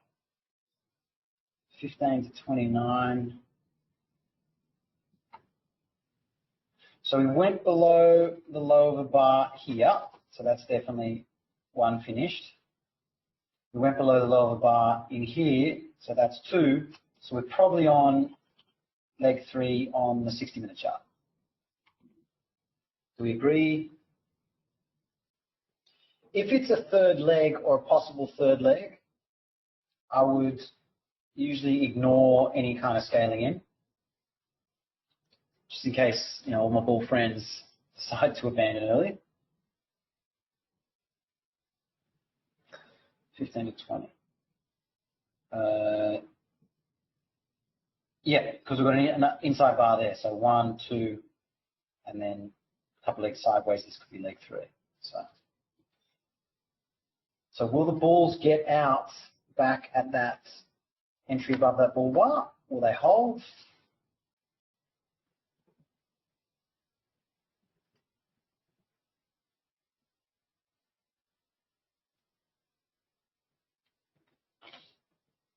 So it's a high one above 21, but in a trading range, you often need to wait for the second buy, but we'll see what's going to happen when this closes. Still an inside bar. Right, volatility is crazy. 20 points from the moving average rate. So inside bar, high in a trading range. No one wanted to buy the close. Bears trying to sell, get back to the moving average, close some gaps. Still a lot of tails on the bar for me to sell anything. Bars that close on their low and get followed through selling. Not really that well.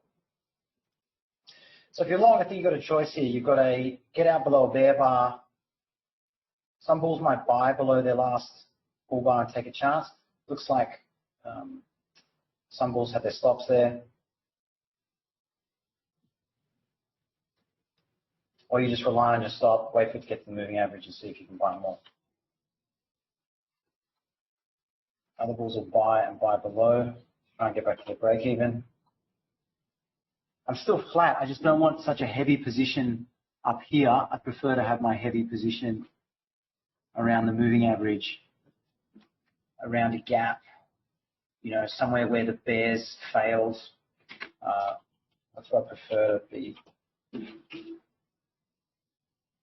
what I prefer my average to be.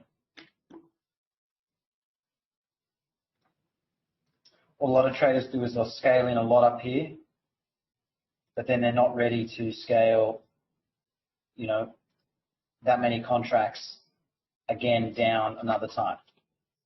And they'll be like, oh, size too big.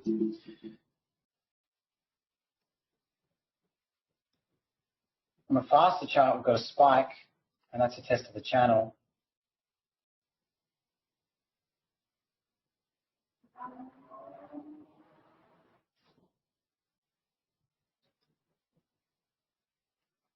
$15-minute chart, the gap below is there.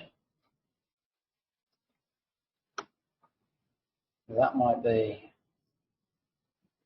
still always in long, still in a bull channel on the 60, still channeling on the 15-minute. Just not a lot of urgency to buy high. Looks like traders are buying underneath things. In a micro channel, I wouldn't usually buy under a bar that's so weak like that. I'd usually buy under the last strong one, but it's pretty far away here, so looks like the bulls are taking it. Coming up to the end of the second hour, bulls really need a bull close above these 2 hourly bars. If they can close above this price, then on the 60-minute chart, it didn't matter where you put your stop. If you're a bear, you're stressing. Yeah, that's it. The bears would like another sell signal up here. Probably going to get both. Probably going to get bulls with a buy signal, bears with a sell signal.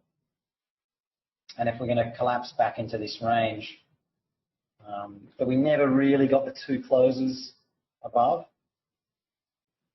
So bears want this to be nice and clean. 2 sells, second sell, bulls get out, bears sell for a gap. The market can often do it a couple of times. So we go down, I think the bears will get a second leg and the bulls will get a second leg. That's what my premise is at the moment. I still reckon their stop's going to get run.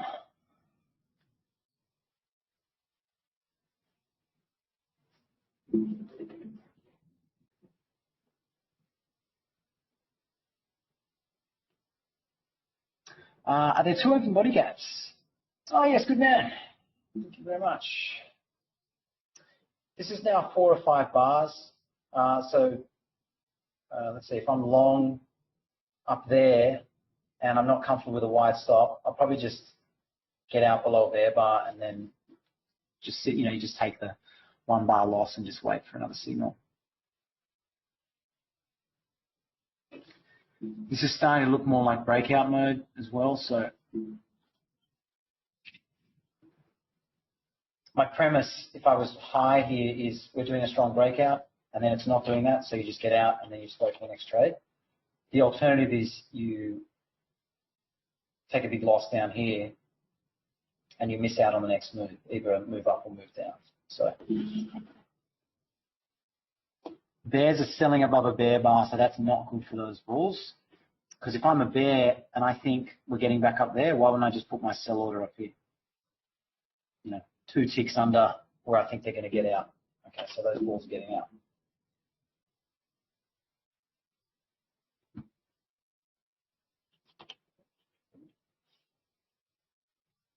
So these traders took a low probability trade.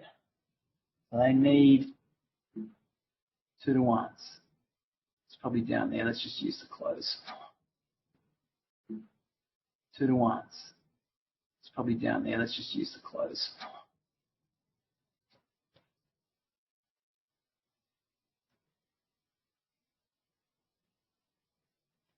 So bears failed to break out here. Bulls failed to break out here. That's yesterday's high. So now we've had now I've had 2 attempts to break out of yesterday's high. So that's not a good sign for bulls. Gap on the 15-minute chart. Will scalpers buy back for some of these closes on the 15-minute chart? I wouldn't with a bear bar that looks like that high in a trading range. That's a 15-minute sell scalp, so I'd be flat waiting for this to play out. Sell scalp, so I'd be flat waiting for this to play out.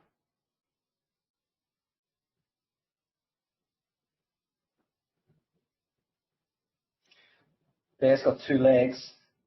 Is this strong enough for a bit more? So end of the second hour, bull doji. So the bears got what they wanted. They wanted to make sure there was no bull close above all these prior highs. Because this is strong, do the bulls get another shot?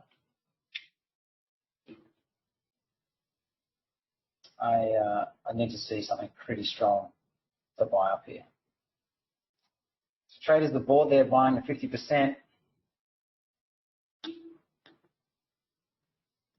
Or do the opposite. Buy 1 times the bar range. Get back to break even. Get back to break even.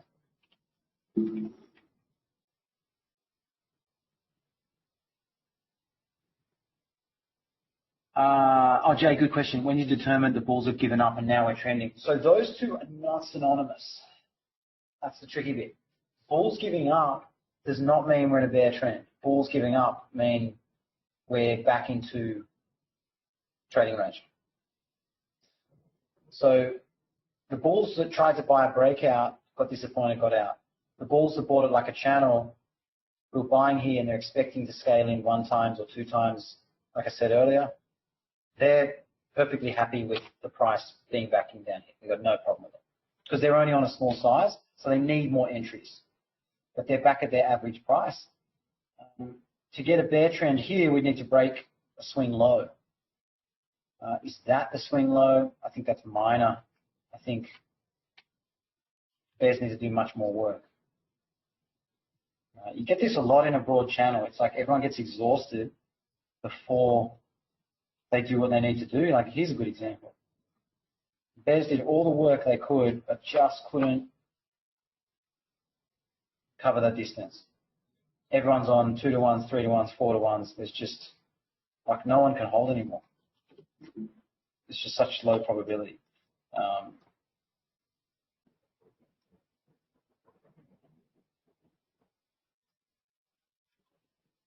You sell a bear inside bar, stop above the high, bad place for a stop, taking 1 to 1. Like, it's a bad idea, but because the volatility is so high, like, they take it.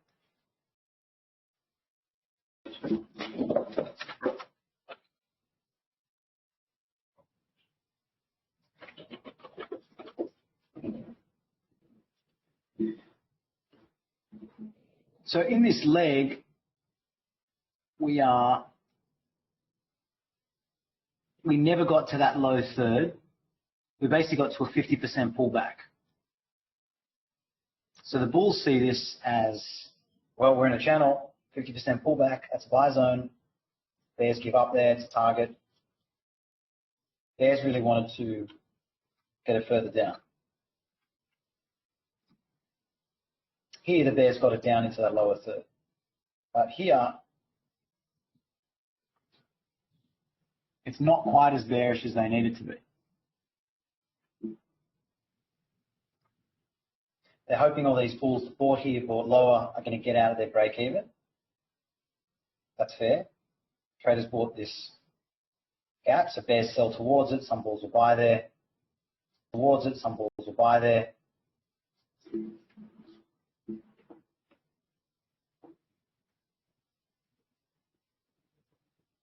I think the bulls have got a problem with this 15-minute chart now because we keep triggering sell signals. 1, 2, 3, 4. This is number 5.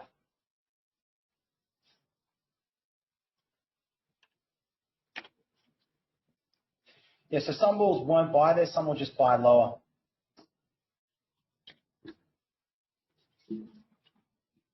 I had an order at that line, but I pulled it because 24 just kind of rocketed down. You know, and it's an aggressive entry. You know, it doesn't always suit my personality. So,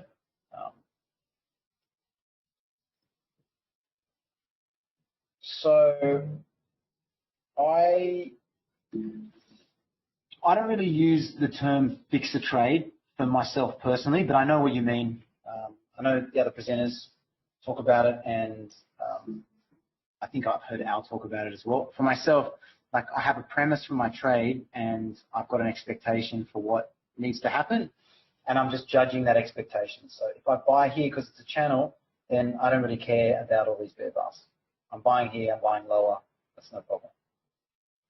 If I'm a breakout trader and I bought up here, then within 2, 3, 4 bars, I need to have a mental image of what a breakout looks like and what a failed breakout looks like.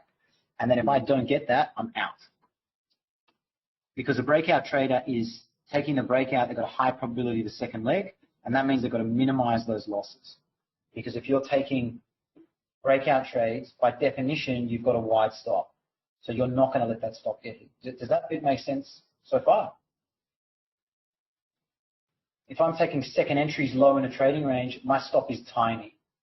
So I can get stopped out all the time. But if I'm taking a wide stop breakout trade, I cannot let this stop get hit all the time. Because I'm only in this to get a second leg. And if it's not doing it, then I'm out. So I'll take many small losses.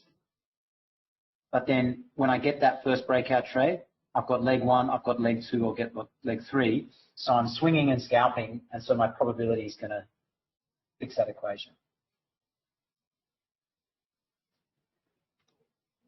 And you can be in between. You can say, well, this turned into a trading range, this turned into a trading range, so I'm just going to trade this like a trading range all the time. So to fix that trade there, what was the premise for the buy? Are you buying in a channel? Are you buying a breakout?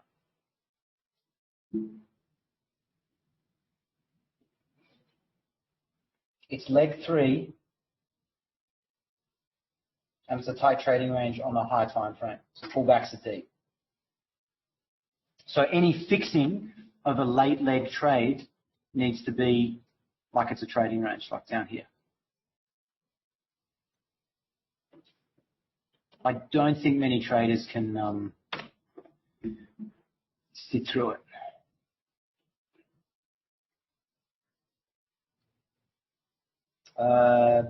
Yeah, so Jay, I'll just take the loss. I'll probably take losses much quicker than everyone else in this room. Because I kind of sit on them and stew on them, and I'm like, I just found, you know, a few years ago, if a trade's not doing what I thought, my read was wrong, it's a surprise, I'll just wait for the next breakout. And, you know, DAX was a really good example this week.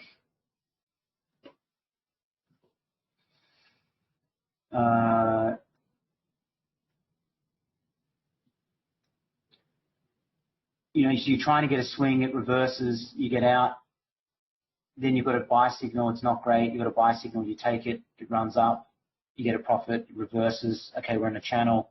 You have to be able to take a loss and then just follow the moves.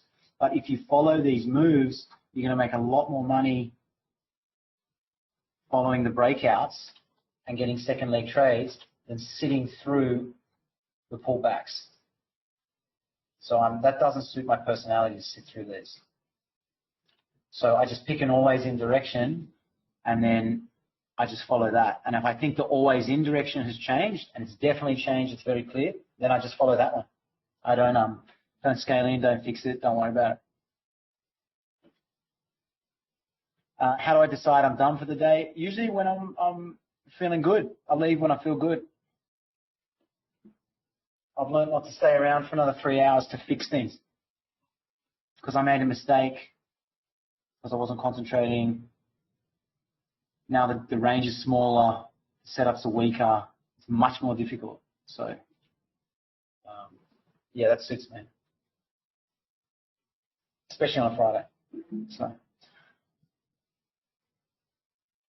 So So if you're a bear and you sold 24 because you thought it was the high of the day, it was a wedge, what's happening on 25? If you waited for a sell on 26, the low one sell, what's happening on 27? We're back at the moving average, and a lot of your bear buddies gave up. Moving average, and a lot of your bear buddies gave up.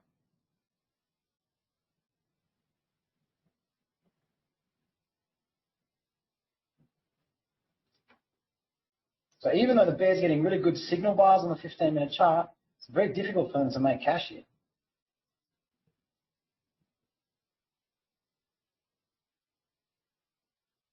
Can the bulls get a second entry long to fail, measured move down? Yeah, Benji, the pain of blowing that account. Yeah, absolutely. Like you've done everything right, and you're in sync, and then you're sensitive to feel that emotion of like I'm really searching for it. I'm just trying to get a little bit more, so I can feel that feeling. It's more uncomfortable, and then I'll probably hesitate. Oh yeah, come back tomorrow. Well, I guess everyone's different because for me, I took way too many trades. I chased everything, and I just could never keep a surplus. In the equity curve, it's just shoot too many ammo. And those big on tilt sessions just stopped appearing because on tilt doesn't happen from trade one. But you take a sell here and you refuse to give up. Okay, now you've taken a big loss. So now you do the right thing, which is switch to long. But then what happens when you get to the high of this trading range? It's a double top, triple top wedge. Instead of selling, what do? You go, no, I want more. And now what happens? And now it comes all the way back to your entry because you were too blinded to see this is a trading range, this is a channel, this is a place to take off longs, not hold for a swing. You want to buy for a swing, you want a small stop, you want to buy down here. So it's like that mistake, you had a chance to get back to zero, but it's like that's when I used to go on tilt because now I've taken a big loss. Then I got a chance to get back to plus, didn't take it. Now I'm still, you know what I mean? It spirals. So, and computers don't care about any of that. Computers can take losses all day and they'll never make a mistake. So bull's trying to get this high too, but very tight in here.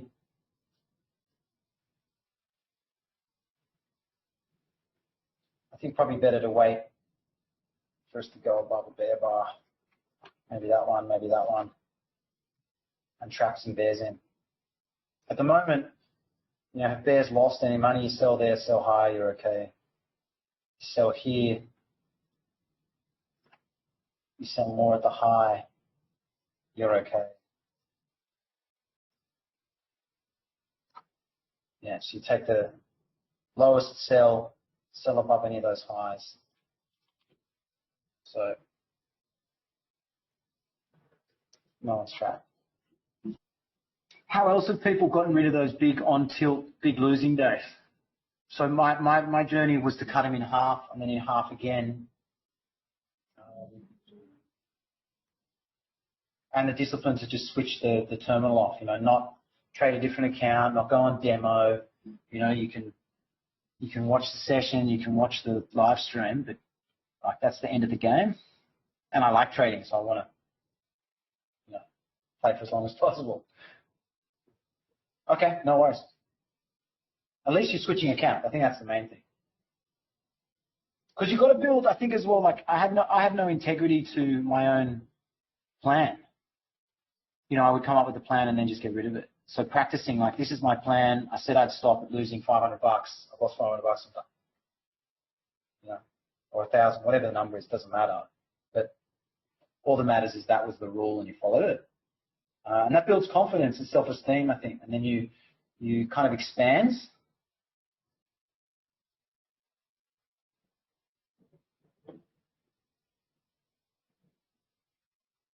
Okay, so we just went above that bear bar.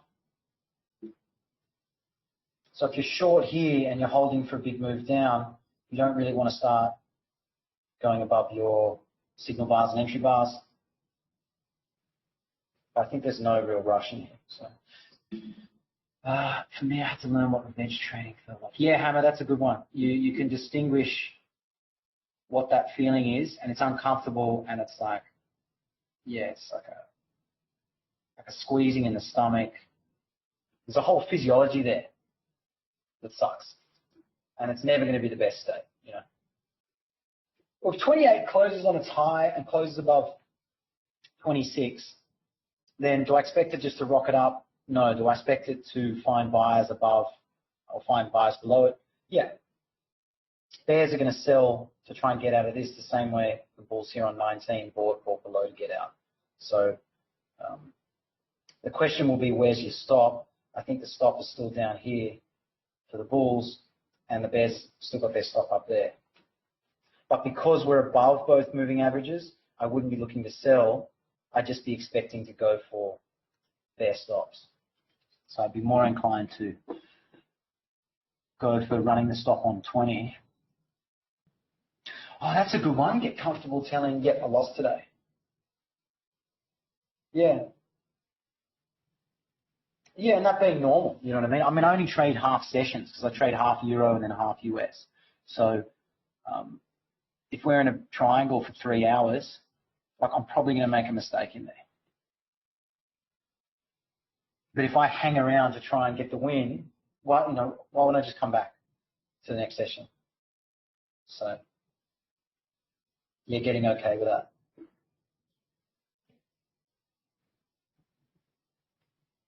So tail on 28, I think bears will start to give up, or at least if I was short, I wouldn't want to be still selling above those bull bars. If you're a bear, you sell and try and break even. Pretty difficult to trade this stuff. So you either just rely on your stop.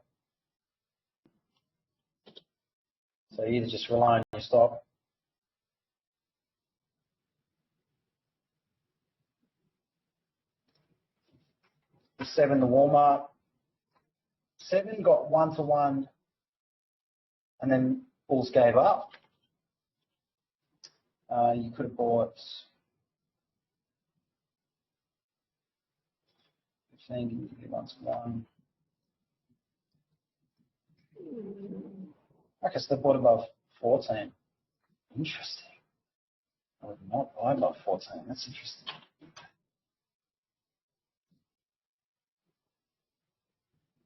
It's kind of fun. You look at the different measured moves and the risk reward and see where people could have bought and why. So you can see it as a wedge. Bears would like to say, yep, we've had a couple of legs up. Looking for because we have a higher high, they want a lower high. Swing back probably to the open of the week. That makes sense for bears. They're just running into this moving average. They had a sell signal on the 15-minute chart, but really average entry bar. Bull doji, close in the range. Not what you want to see when you take a sell. Second EMA, this is a 200. It's the so if you put the 60-minute 20-bar EMA, it's about the same. But the reason I put a 200 on there is because now I can switch time frames, and that's by advantage. Now about 10 minutes, we've got Monsieur Wolf coming in to take you through the rest of your trading day into the weekend, which would be great. So definitely stick around for that. On the open, we had a small gap close, so difficult to take the buy there. Some of those traders bought below 1. I'm not usually that aggressive in the first 5 minutes of trading, but that is available. They closed that gap. They got out. bears were happy with 3 and they thought, hey, look, let's try and run stops and get back into that lower trading range. Traders sold below 3, they were happy on 4. Traders sold below 4, they were very disappointed on 5. It's a bit scary if you're short. Sell above, get out, break even. And then that was the best buy down here. I think buying in there, break even for your 2 to 1. I didn't buy in at break even. I waited for 7 and bought the pullback. And then I thought that was a good trade. He says humbly, running the bear stop up there. And then drifting back to the moving average. 14, 15, not clear. 16, I was too busy doing stuff on other charts. So I think that's my fault. Everyone missed that one. I'll take responsibility. They got 2-1 swing. 16, 17. And then just not enough buyers up the top here. You had bulls that bought high, bought low to get out break even, some that didn't have to buy the moving average, and we think we're probably going to get back up there. But we're not doing this. We're not doing this. We're doing the very gentle small pullback trend. For those, I talked about some drills you can practice. So if I'm currently looking at a small pullback trend on this time frame, when I zoom in, I'm going to find a channel. And here, breakout points are open. And if this is a reasonably tight channel, if I zoom in again, I'm going to find a broader, flatter channel, so 2 legs in each direction, looking more like a slope trading range. And then if you zoom in even more, it's just going to look like a big trading range. So that's a drill I think you can practice to build your, I think your market structure knowledge, so you don't get kind of confused with what the market's doing. If this is all overlapping and I zoom in on the 15-minute, well then we're going to do something, we're overlapping on a slightly bigger size.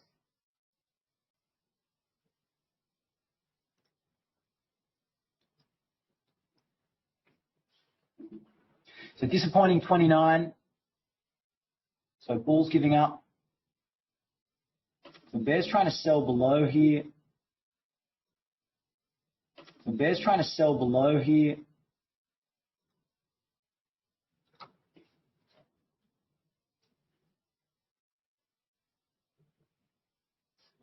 Traders sold below 26. Some of those bears might get back out there. But bulls not happy about that. So more bulls giving up. Some bears will short there. Some bears will wait for the sell to come back and test the breakout point to sell. They're in the middle of a trading range, but they're gunning for, I think, the open of the week and any other bear bars that are low. So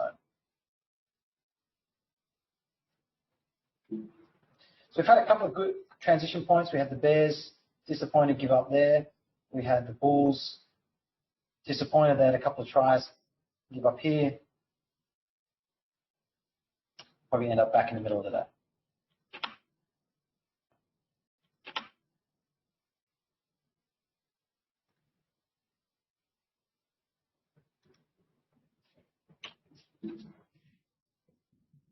So interesting, I said 20, no way that's the high of the day. That's a very weak signal bar, but low probability thing happened. They got 2 to 1. So I was looking for a long to run that stop, but I never got a signal bar to do it. Oh, you guys are welcome. Yeah, no worries. List those exercises. I think I'll put it on there. I'm going to organize it, I think, into a, you know what? I get rid of I think. I am going to put it into their list. I'm going to write it down. List of drills. Breakout pullbacks. Yeah, man. Just find something that suits you. So I'll say again that if you print out 30 days of trades, the first time I did it, I just laid it all over my place on the floor, and I was like, oh my gosh, some of these are terrible. And you just find all your winning trades, and you'll find, at least for me, they were all breakout pullbacks, second leg trades, momentum trades, you know, following the always in direction. And all my reversals were basically all the losers. So I focused in on what made sense to me. But if you're really good at reversals and that's your favorite trade, I think Paul Tudor Jones is like that. I think I've read he says that's his kind of only trade, a reversal trade. So yeah, find what suits you and just follow that. So did those traders get a feel? I know I didn't get a feel on that short. There you go. Doesn't always work, he says, as he's promoting breakout pullbacks. Maybe another shot at it. So still in a broad channel, couple legs in either direction, and Monsieur Wolf is going to take over shortly. I'll just double check and see when he's coming on or whether he's going to have some lunch first. But thanks everyone, great to be on the stream. Hope you have a wonderful weekend. See you again next week. Don't be afraid to take some time off. It's pretty stressful. And if your equity curve looked like mine that I showed there, don't worry, it can be fixed. Just take some time. All right, cheers everyone. Have a good one, and I'll speak to you soon. Hey everybody, hope everyone has had a good morning. So the first thing I want to point out is we're getting a second leg trap. It looks like we had a rally on the open from the 5 low to the 9 high, and we pulled back to the 14 low, and then we have a rally on bar 19. Second leg traps. First expectation is a test to the bottom of the second leg. So right now, I think we're going to fall below the 14 low. We may end up falling below the low of the day. We've been in an expanding triangle for most of the open. And expanding triangles, the way I think about it is they never look perfect. The point of an expanding triangle is you have a trading range and the range is expanding, and then typically the range starts to contract. And I thought that made the potential for 20 to actually fail and not lead to a bull trend. 20, if you just look at it, it looks like a strong breakout. And if you're not careful, you can look at 20 and think, yeah, okay, we're getting a series of consecutive bull bars. Looks like we're going to go higher. We're breaking out of the opening range. However, it's 3 legs up. Bar 58, 78, and over here 19, and this bar 2, bar 9, and this right here. So it's basically a nested wedge within an expanding triangle. We're probably always in short with bar 30 alone. It's a big enough bar. We're probably going to get a second leg. 31 is information. Are we going to get a strong bear breakout? Are we going to get a strong entry bar that looks like 30? Or is 31 going to be disappointing? Right now, I suspect 31 will be disappointing, and we'll get another leg down after 30. We're 4 minutes into the bar, and we haven't really gone anywhere. And that's a reminder that this breakout 30 is not as strong as it could be. It's within an overall trading range. Here's yesterday's high. I thought that the bears, I thought the bulls on the rally to bar 20, I'm going to get rid of this little wedge with bar 2 and 9. I thought the bulls realistically needed to make the market keep the gap open at the 9 high. In other words, the bulls, they had a potential for a negative gap or a measuring gap, and they failed. And when this bar here, bar 23, went below the negative gap, I thought that increased the risk that the market was going to close the gap and then test lower. So I think we're always in short. We're getting lower in the range, but overall, it's a strong enough bear bar that I think we're probably going to fall below the 14 low. And we may end up falling below the low of bar 5. But all of that depends on what this rally looks like. Because of the daily chart, we had a bull bar yesterday after Wednesday's bad low 1. Wednesday was a big bear bar, and the odds were there were buyers below it, and we have a bull bar today. But that bull bar is forcing you to buy relatively high in the tight trading range over the past few days. And that increases the risk that there might be sellers above the high of yesterday, and we get a bear bar. So if the bears are lucky, they'll get a strong downside breakout here, and that will lead to a breakout below the low of bar 5. But I'm not yet convinced they're going to get it. Right now, I think 30 is strong enough that we're going to go at least a little bit lower. Is there any reason for the bulls to be long? I would not. We had a bull bar on 31, and 32 is a bear bar. So the bears are getting followed through after 30. Plus, because this is a potential second leg trap, rally, pullback, second leg, we're probably, at a minimum, going to test the 14 low. We don't have to go far below it, but I think the odds are we're at least going to fall. We're at least going to touch it. Let me pull up a couple of examples. I'm going to turn the screen off. I have the question box open, and I will take a look at questions here in just a little bit. So the easiest place for me to see the questions is the GoToWebinar question box. And that's because I do not have I sometimes don't have the Discord pulled up. Someone said the mic sounds staticky or muffled. Let me know if anyone else is experiencing the same thing, and I'll take a look at the microphone.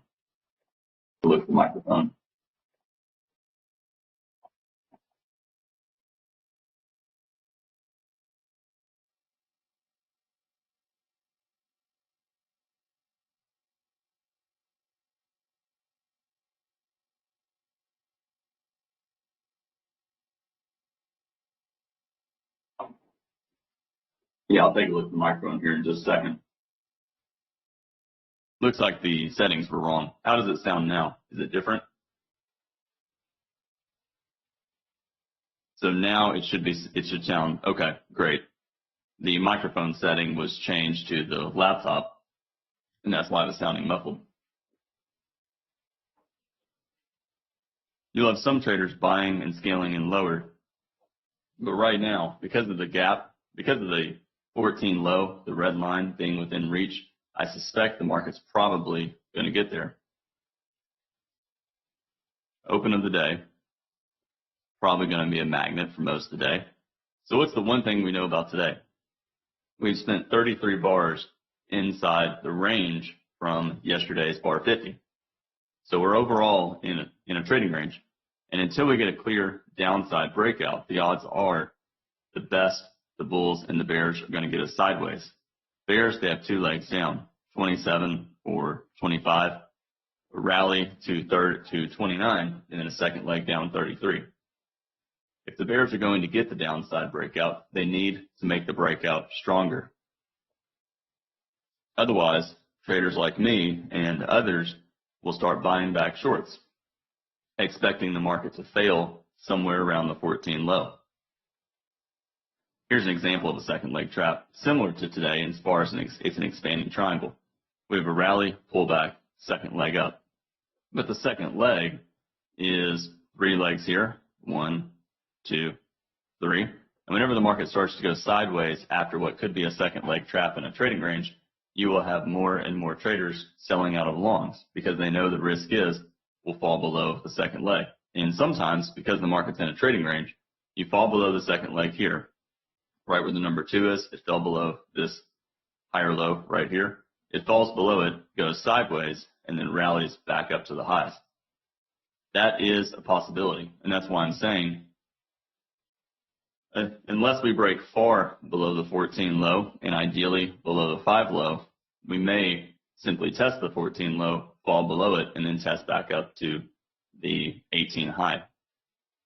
Right now, if you bought the 19 high, right now if you bought the close of 19, you can see the entry price is 61.75, and the highs of these bars went to 61 even. So the bulls who bought the close of 19 have been unable to exit break even. Disappointment increased the chances that we're going to probably find buyers not far below, but another bear bar added to the sell-off. For the bears, it'd be better if this was a stronger breakout. At the moment, this is fairly disappointing, and we may have to pull back. I just went flat. I want to stay short, betting on a test of the 14 low, but I just really don't like to stay short after dojis, especially when you've had 2 legs down. So I may be trapped out. I think we're going lower, but the question for me, the issue is risk reward.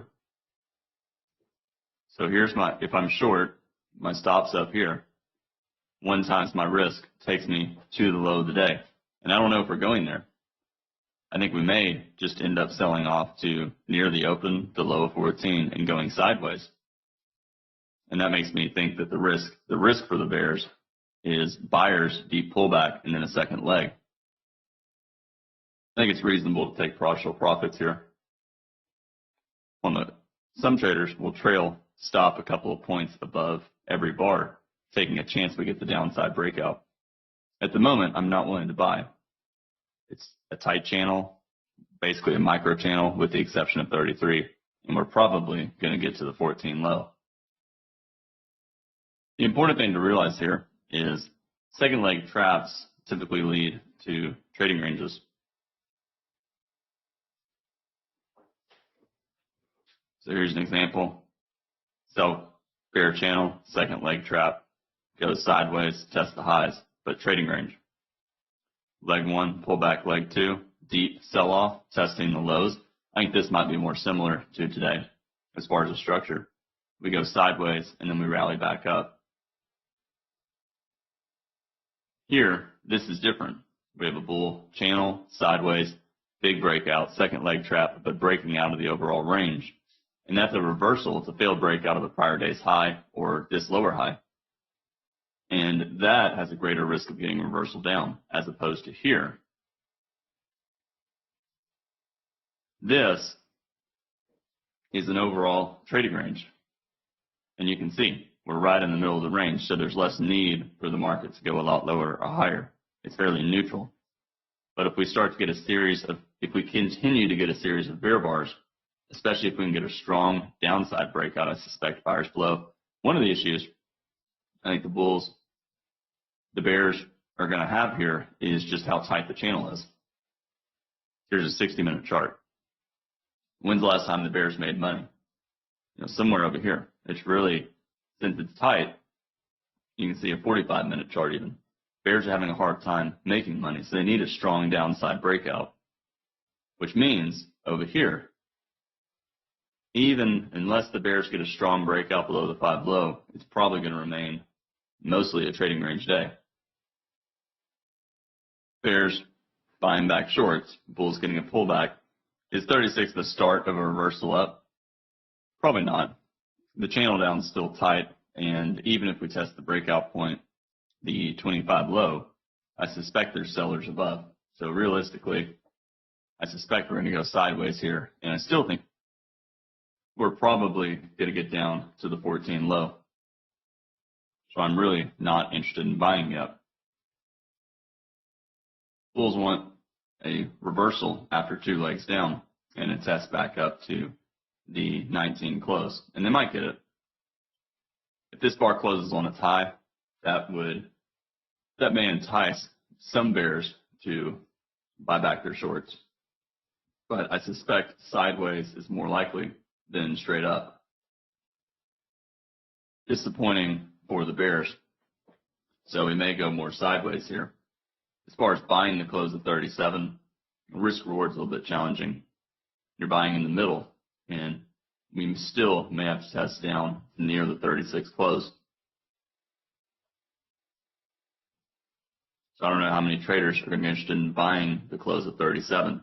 It's basically a 50% pullback from the high of 29 to the low of 36. So tail increased the probability that we go more sideways here. You can see the rally to 37 is a 50% pullback from the sell-off from the high of 29 to the low of 36. So it's really not a good area for the bulls to be buying. The bulls, better to wait for a stronger breakout or look to buy lower. And the bears, they're hesitant to sell here after the consecutive bull bars 36, 37. Middle of the trading range, so really not ideal for either the bulls or the bears. 3 consecutive bull bars, so probably second leg up. But tail 36, tail 37, tail 38, we may have to go sideways for a few bars. So as far as buying right here, it's still a little bit tricky. But some bulls will start buying, taking a chance that we rally to the upside. But it's still buying fairly high. You're buying a 50% pullback from the most recent sell-off and in the middle of the range. So it's really not all that ideal. If you're buying here, you could easily get a deep pullback. So I'd rather wait and look to either buy higher when the breakout is stronger or look to buy lower. You can see a doji 39. Again, we had 3 bull bars, and then what did traders do when 38 closed? They hesitated. So we're not as bullish as the market appears. 3 consecutive bull bars in a 5-bar bull micro channel from the 35 low, probably buyers below 39. But because you're in a trading range, the pullback could be deep. You have some bulls who are long 38 and they're disappointed with 39, and some of those bulls are reducing their position. They're reducing their position because they're worried that this might be a lower high and we get a deep pullback. And if the market continues to go higher, they'll build their position.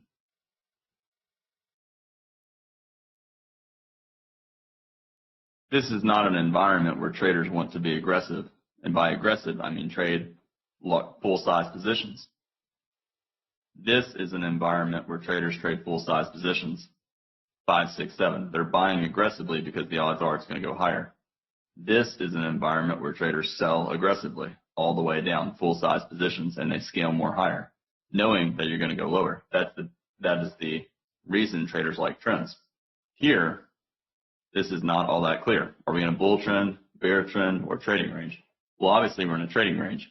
And in a trading range, when you get 2 or 3 bars up, usually you get a deep pullback. When you get 2 or 3 bars down, usually you get a deep pullback. And that's why a lot of traders are not thrilled about buying the close of 38 or 39.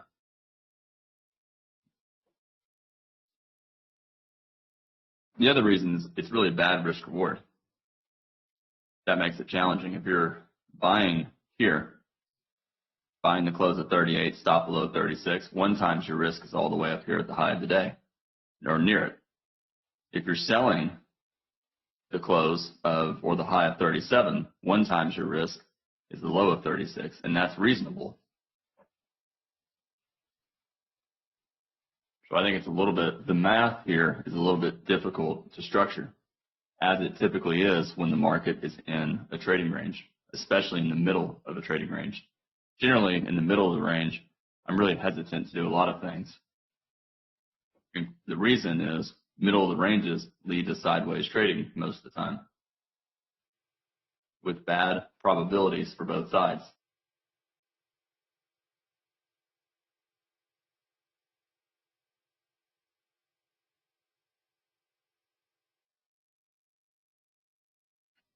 When I say bad probabilities, what I mean is probabilities that are close to 50-50 for both the bulls and the bears. You can see traders buying below 39, betting that bears that are disappointed, selling above 35 or 36, scaling in higher, getting out break even. What kind of second leg will the bulls get? The bigger the second leg, the more likely traders will buy. If it's weak, traders will wait for the breakout to fail or wait for it to become stronger. Outside bar, but outside bars in the middle of trading range, outside bars are expanding triangles. And here, when you get an outside bar in the middle of the trading range, it increases the probability that there might be more traders selling the close than buying the close. Bulls, they're getting a series of bull bars, which is good for the bulls, but we still may end up going more sideways here, still in the middle of the overall range. I'd be more inclined to buy if we didn't have so much overlap over the past 5 bars. It's bull bars, and that's good for the bulls, but the overlap increases the chances that the market may have to pull back. Traders are willing to buy high in the trading range when they sense strong momentum. They're not willing to buy when there's hesitation. So the inside bar 39, the tails 37, tail on 38, the outside bar 40, all of those are signs of a lack of momentum. Traders are not eagerly buying closes of strong bull bars. And that increases the risk that the higher the market goes, the less willing those traders are going to be, the less willing traders are going to buy, and the more they're going to want to trade a pullback. So for me, I'm trapped out. I'd rather look to buy lower or wait for this rally to get stronger.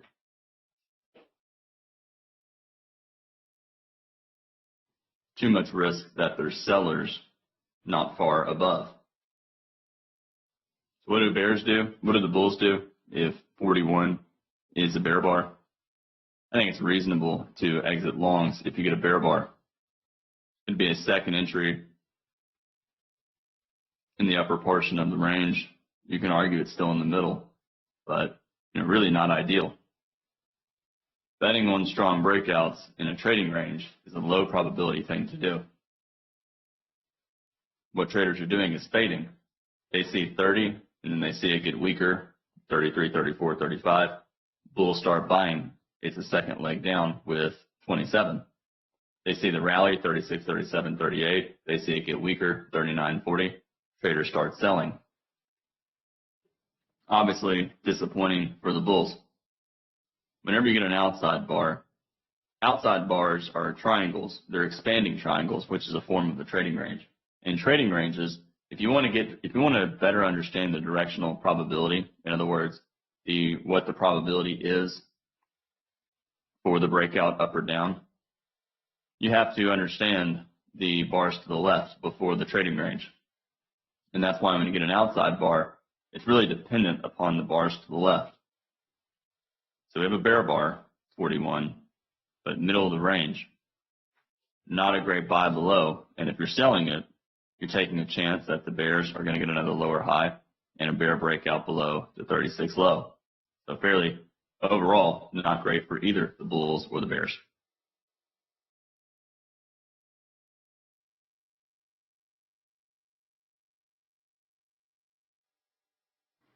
Bear bar 41, but more traders buying 41 than selling it. Really difficult to do anything here. It's tempting, but it's still an overall bull leg in a trading range, just like the sell-off to 35 was an overall bear leg in the trading range. Better to wait and see a more credible breakout up or down. Good bar for the bulls, but bear bars 41, big bull bar 42, but it's an outside bar. And look what happened the last time we had an outside bar on 40. So what do I think is going to happen here? Well, the bulls, they want a measuring gap. They want 43 to be a strong bull bar. But look at the open of 43 at the moment. What does it look like? It looks like a disappointment bar. So outside bar, I think the odds favor the bear bar. And traders disappointed with this current bar. Getting near the blue line, yesterday's high.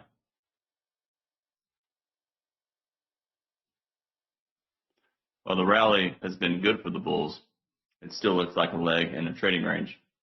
And you're near the high of 29, so there might be more sellers up there than buyers. The bulls, they need strong bull closes to convince traders that the market is going higher.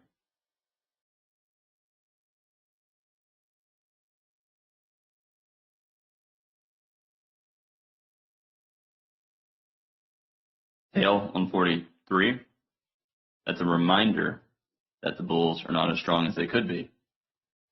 Bulls are hesitant to buy as the market gets higher in the range. Bulls, they really need to make the market, they need to get a series of bull bars without overlap. More importantly, they need to get a breakout of this range up here. Without it, traders are going to assume, just like the bears, when it went down, we're disappointed in the market reverse. Traders are going to assume as the market's going up, the bulls are going to be disappointed and we're going to reverse down.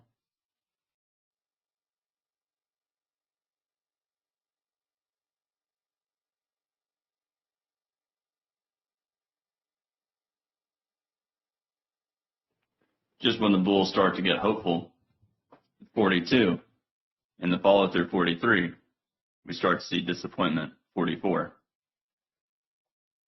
Bulls, they need to do more to convince traders to buy high. Bears, they need to continue to make the market stall. And if they do that, more and more bulls will begin to sell out of longs, and more bears will begin to sell to go short. Good for the bulls. So let's see if this bar can close above 43. 3 consecutive bull bars, probably going at least a little bit higher.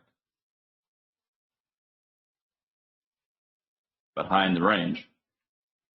But I suspect not many bears interested in selling.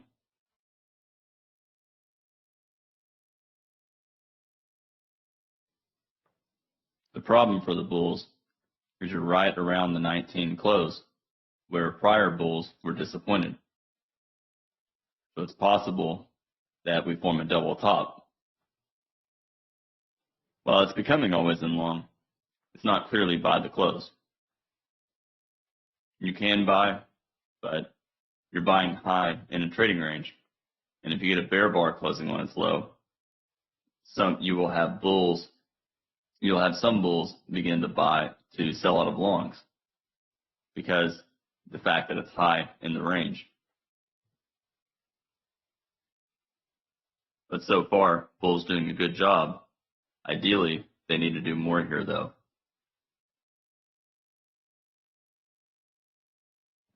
A little bit of a climactic bar, 45, but a strong bar after a series of bull bars. So it looks like we're going to go higher. But let's see what the follow through looks like after 45.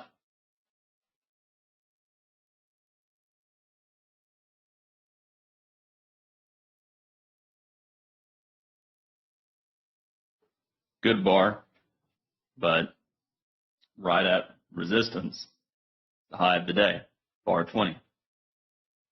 Bulls, can they get a second strong bull bar? Or is 46 going to be a disappointment bar? Strong breakout. Looks like we're going to go a little bit higher, especially if this bar closes on its high. But an expanding triangle day. And some bulls are concerned that this might end up being a failed breakout of the 20 high. So better to wait and see how this bar closes.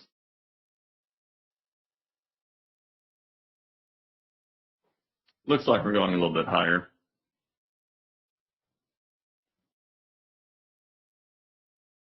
Bears, they want a reversal down, but obviously a tight, strong breakout. So bears need to stop the buying pressure. Little bit climactic, and even though it doesn't look like it, it might be a possible expanding triangle. So that's the concern for the bulls. Lots of bull bars by climax late in a rally that began with 36, so we may have to pull back for a few bars. But strong breakout, 45.50 or 45.46. First reversal down probably will be minor. What do you do if 47 is a big bear bar closing on its low? I think it's okay for bulls to exit. We've had a lot of trading range price action since bar 51, and we're trying to break out of the range, and it's an expanding triangle type of day, and that slightly increases the risk that this breakout could fail.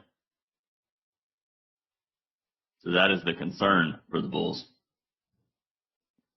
Probably buyers below 47, but 47 is a hesitation bar above the 20 high. Bears are hopeful they can make the market go sideways and create the expanding triangle. Bulls, they obviously want the breakout and the start of a strong rally.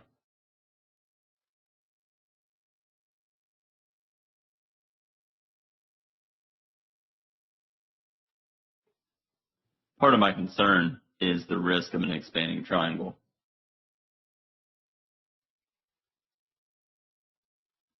That's why I really want to see what the pullback looks like.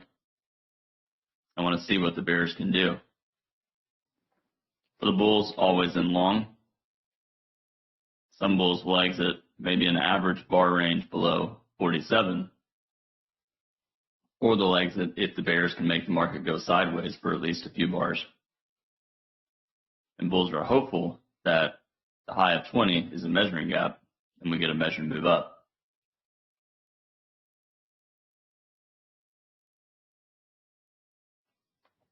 By the close, but getting far from the moving average. It's a little bit tricky. If you are buying, you need the wide stop.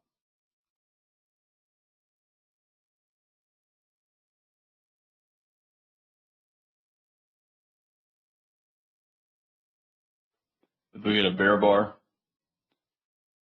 I think it's okay to exit longs and then wait for a pullback and a couple of legs sideways to down.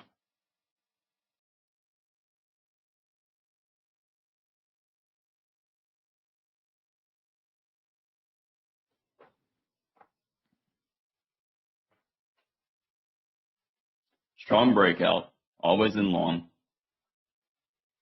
but risk is big, and consecutive buy climaxes increases the odds that we may have to pull back for a couple of legs.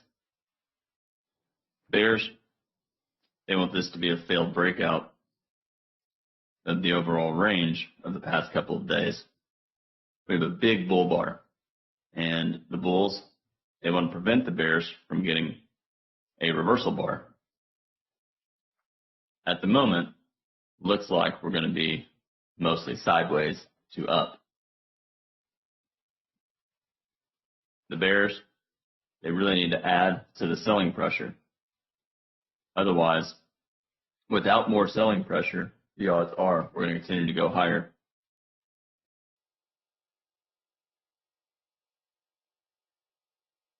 Obviously, strong buying. But consecutive buy climaxes make me concerned that we may have to pull back for a couple of legs. It'll be interesting to see. We have 1 minute left in this bar, actually 20 seconds, and then another 5 minutes left in the 15-minute chart. If the bears can get a strong reversal down, that would create a bear bar closing on its low on the 15. And you'll have some traders hope that it's an exhaustive buy climax. But overall, that's fairly strong buying, and that reduces the probability that we're going to go straight down. So far, obviously the bulls are in control. I think it's okay to be out of longs and waiting to see what we get. If the bears are lucky, they'll get a second leg trap. On this is the 15-minute Globex chart. One moment. We had a rally to the 10:15 Central Time. High, pull back, second leg. So bears, they want a strong reversal down and a test back to the 20 high. That's my concern for the bulls. Consecutive buy climaxes, but high in the range and at resistance on higher time frames makes me hesitant to want to buy up here. I'd rather wait and see what the pullback looks like. 60-minute chart. Bears trying to get bad follow through after the breakout. What about buying the close of 51? 51 is a little bit of a surprise, and it increases the chances that we'll get a second leg down. We broke below 50 pretty strong, and there's added risk that it gets a second leg. Looks like we're going to test the 20 high.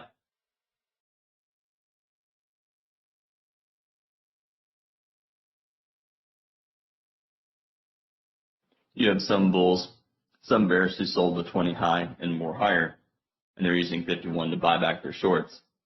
You have other bulls buying, trying to prevent 51 from closing on its low, and they're using 51 to buy back their shorts. You have other bulls buying, trying to prevent 51 from closing on its low.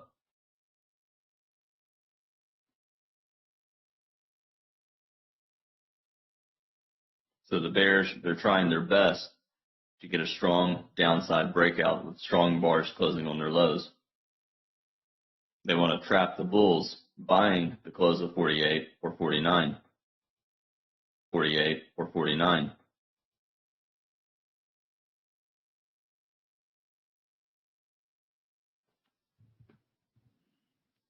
The problem for the bulls is all the trading range price action we've had since bar 50. The only bars that have been outside of the range are 46, 47, 48, 49, 50, and 51. So it's really not that many bars outside of the range. And that increases the risk that we get vacuumed back into this trading range. That's my concern for the bulls. A decent bear bar on the 15-minute chart didn't close on its low, but I think it's a good enough bar that it may convince some bulls to exit below the bar and wait and see what kind of pullback we get. Strong breakout,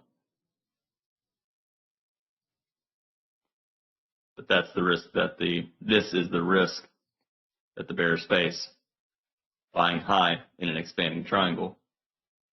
And we have a wedge, 1, 2, 3, 3 pushes up, and a bear bar closing on its low. The bears, they're probably better. They really need a second entry, but the risk is if this is a second leg trap, we could test the bottom of the second leg. It's not clear yet. It'll be more clear if we start to get closes below breakout points, below here, below here. If we get a strong entry bar for the bears, that would increase the probability that we're going to go down here. Obviously, the bulls want to prevent that. 60-minute Globex chart, possible failed breakout of the expanding triangle, leg 1, pullback leg 2. I like looking at Globex charts for higher time frames just because it removes the gaps.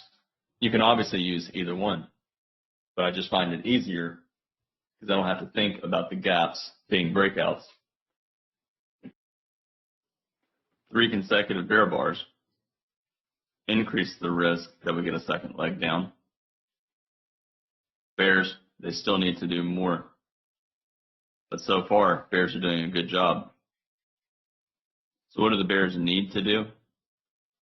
Well, ideally, the bears need to close below, get closes below the breakout point. The breakout point being the 20 high. Bulls need to keep it open. This bar closes in 10 minutes.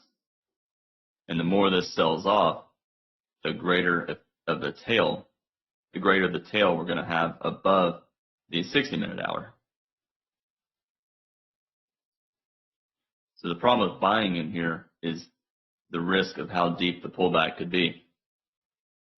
Second leg traps, they never look like second leg traps. This one is pretty big. So here's the 15-minute chart.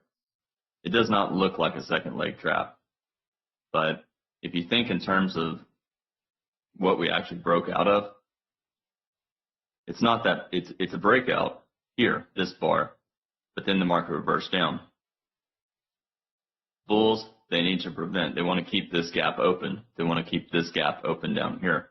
And if they can stabilize the market and get that'll increase the chances they get a second leg in some kind of measured move. The risk for the bulls is we're still within this overall trading range. Someone asked, why don't I answer questions during the dead period? Because it's very difficult to think about what the market's doing and it's hard for me to transition back and forth to answering questions and then thinking of what the market's doing. And so in order to give my best effort in trying to understand the probabilities of both sides. I want to have as little things to think about. And my concern is if I start talking and answering too many and thinking of too many questions, I'm going to lose sight of what the overall market's doing. So that's the reason why I'm really hesitant to answer a lot of questions during the day. We have 3 consecutive bull bars and a 4-bar bull micro channel. Bears, they need to increase the selling pressure. We're testing the low of 48, so probably some buyers down there. But I think the more important magnet is the breakout point, the 20 high, the red line. More and more bulls are becoming concerned that this is a bull trap, trapping bulls into buying too high. Never looks like it at the time, but think about the pullback here. This is a relatively strong reversal down. Getting vacuumed down to the 20 high. You know, I know I sound crazy. How could this be a second leg trap? And how in the world can we get down to the 30 low or the 36 low right here? But think back 10 minutes ago. You'd think you're crazy if you think that's a second leg trap. Well, look right now. Does this look like a second leg trap? Rally, pullback, second leg. It's getting there. Do you want to buy at the market right here? I don't. 60-minute chart. We have a tight trading range.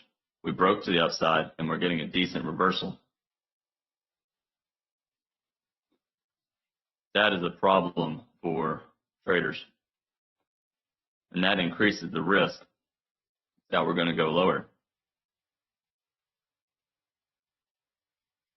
So the bulls have 1 bar, so 1 5-minute bar left on the 15-minute chart to decide what this bar looks like. I'm going to get rid of these lines just so it's easier to see.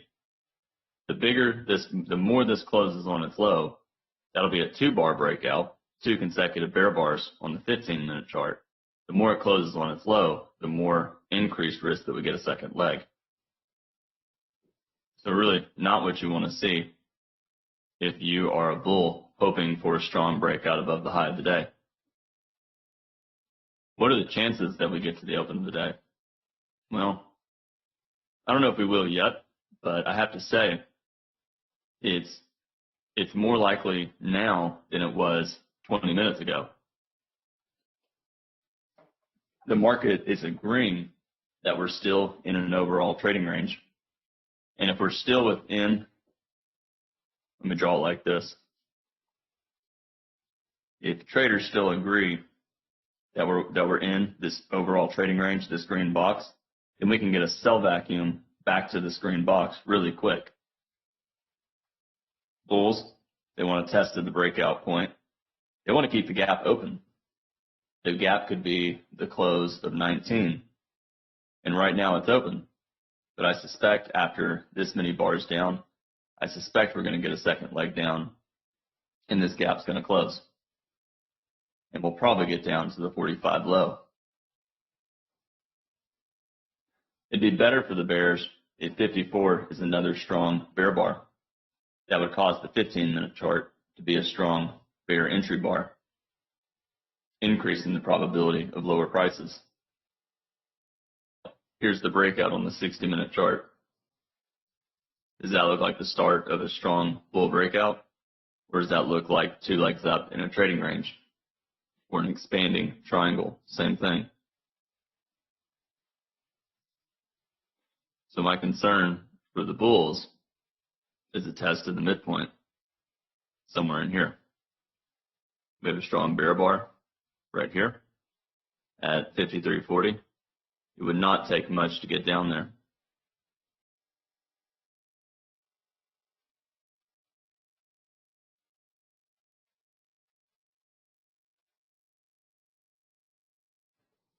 Probably a second leg down after the sell-off to the 53 low. So I suspect sellers above scaling in higher. not a strong 60-minute close for the bulls. There's a certain day that I feel like could be similar to this, and I'm trying to find it in 2023.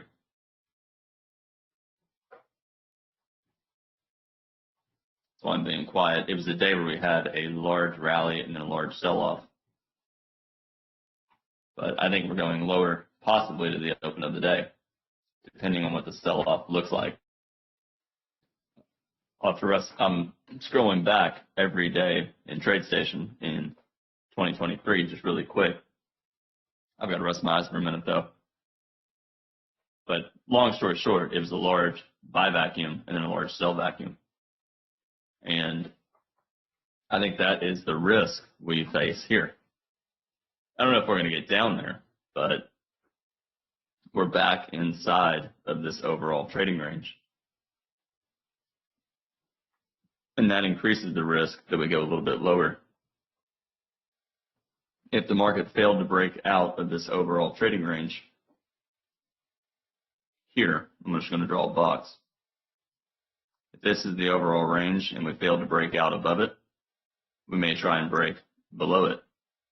That's pretty far. I don't know if we're going to do that, but I do think it's reasonable to think that we'll get back to the midpoint of the range.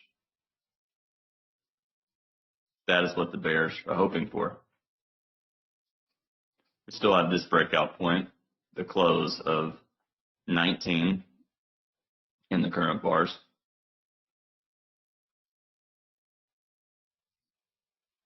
Here's a line chart. And what do you think about this day? Does this look like a really strong breakout? It's strong, but look over here. We have this gap. I can go to just day only chart. Here's the day only chart. And we have a strong rally, and we're testing the breakout point here. Bulls are hopeful that this is a deep pullback that leads to a second leg. But fairly strong reversal down. It's a little bit problematic for the bulls. Bears, they still need to do more. Large second leg trap. And we've had it open, so here's a trading range open. Very strong bull bars. And you look at that and you think, wow, that's got to go higher, right? Well, not necessarily. Big bar, doji, another big bar, and then a big bar pulling back. And look what happened. We vacuumed all the way down to the bottom of the second leg. And we even went below the low of the day. Here, this was fairly early. This was 12:30. 12:30 is over here. So there's more time on this day. But then later in the day, look what happened. We actually went to a new high. The risk, I think, for the bulls here is that we get to the open of the day. That's my concern. My concern is we have a second leg trap and we get a sell vacuum test of the second leg trap over here. So that is, I think, the realistic concern for the bulls. For the bulls, parabolic wedge, but channel is fairly tight. And that increases the risk that whatever reversal up we get will be minor. And the market will continue to go sideways to down. You can see on the 15-minute chart, buying above 58 is buying after 3 consecutive bear bars. So it's really not all that great of a buy. Whenever you get a wedge, 51, 53, and 57, and traders can't make money buying above bull bars. In other words, you can't make money buying above the bars. That's a sign that it's a minor reversal. It's a parabolic move. It's a parabolic wedge. Parabolic wedges they usually lead to pullbacks and trend resumption. In other words, if you do get the reversal, it's usually minor and you still get the second leg down.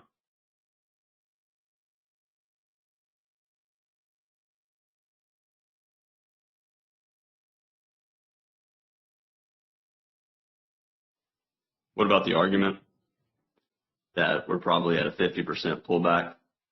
We're near a 50% pullback from the low of 36 to the high of 49. That's true. The problem is this rally right here.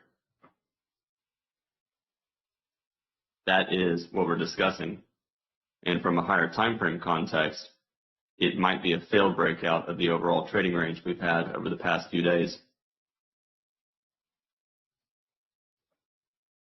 And we're near other higher time frame resistance, such as, yes, the high on August the 7th. So while we may rally for a couple of legs, my concern is that the upside is limited.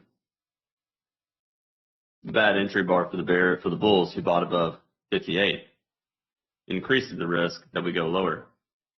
So that's what I was talking about. Buying above 58 is really not ideal because it's a parabolic wedge, and usually parabolic wedges get trend resumption. You can see the 15-minute chart.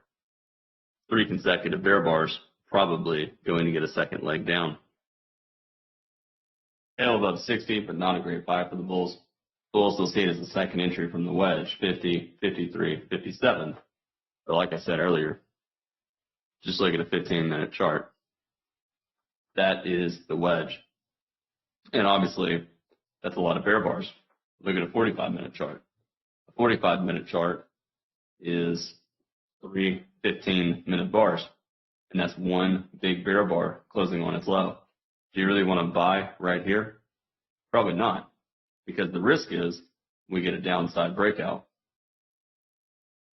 So that is my concern for the parabolic wedge and why I would not buy above 60. If I do anything, I'd probably sell above it and use a wide stop. Bears trying to get the breakout below 60 in the wedge, and next they want a measured move down. They want a bear breakout below the bull flag. We had a rally up to 49, pullback, so a bull flag. They want a measuring gap and a measured move down. So the bears, they have a measuring gap here. They arguably have a measuring gap here as well.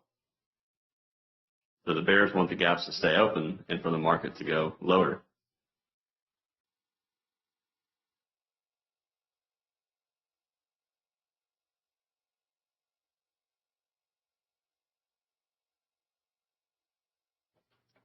$15-minute chart, trying to get a stronger bear breakout.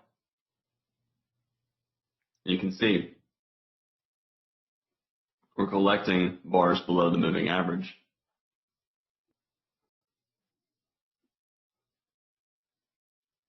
So let's see what happens here. Are we going to get another bull bar, or will the bears start getting bear closes? Bulls trying hard to prevent the bears from getting a downside breakout. Bulls getting a cluster of bull bars increases the probability that we start to go sideways. They probably need a trend line break of the sell-off in some kind of micro double bottom. Arguably they have it, but you're buying after a lot of bars down on the 15-minute chart. And that makes me concerned that whatever rally we get will be minor. But I think it's okay for bears to be flat and wait and see what we get. Not a high probability buy for the bulls. Outside up 62, big bar, big risk.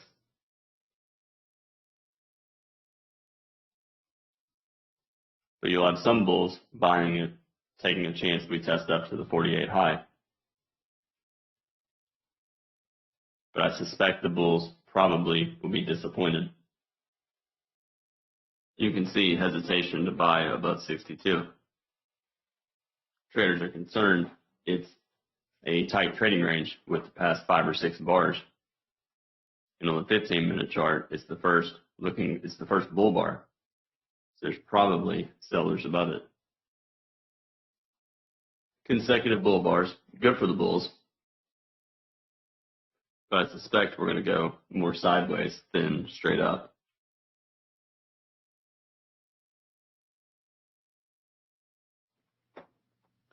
For the bears, for the bulls, probably a minor reversal up to 64. bears want a second leg down and a breakout below the 62 low.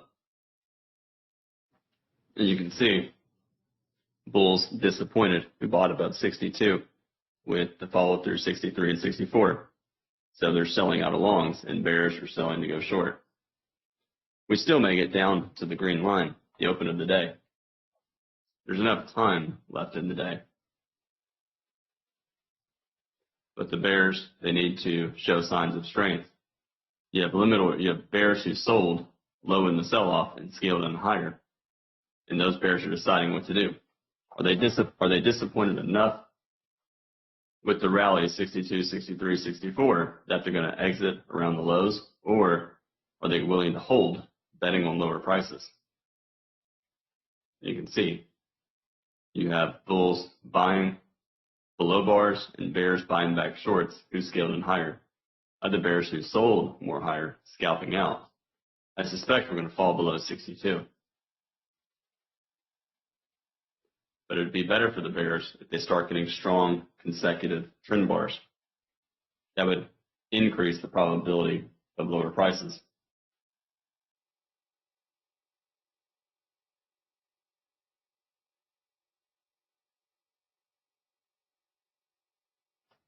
Good for the bears.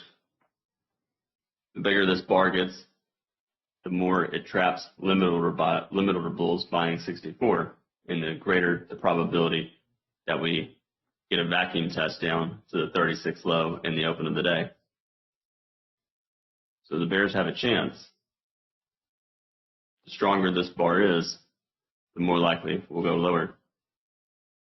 You have bulls buying as the bar is going down, because we're in a trading range for the past several bars. They want to prevent this bar from closing on its low. But you have trapped limit order bulls who bought the 64 low here and more lower, and they're deciding what to do. Some of those bulls, they buy the 64 low, they buy more, several points lower, and they try and get out break even. Disappointment bar, tail below 65. For the bears, a sign of strength would be keeping the breakout point 64 low, the gap, open. Bulls buy the 64 low, buy more lower. They try and get out break even at their first entry, and 66 doesn't touch it. If it closes as a big bear bar, that would increase the probability of lower prices. The bulls, they want the opposite. They want the market to rally up to 62 and relieve the trapped bulls. And that's what the bears are trying to prevent right now. They want the downside breakout and causing the bulls to get further trapped. I still think the risk is that we get the downside breakout.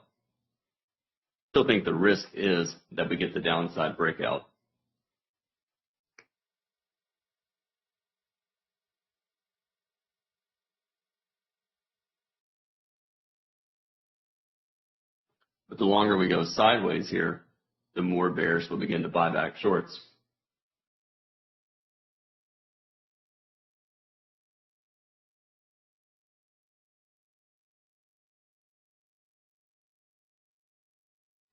Bulls want to double bottom with 62 below this bull bar, and they want to rally to the upside.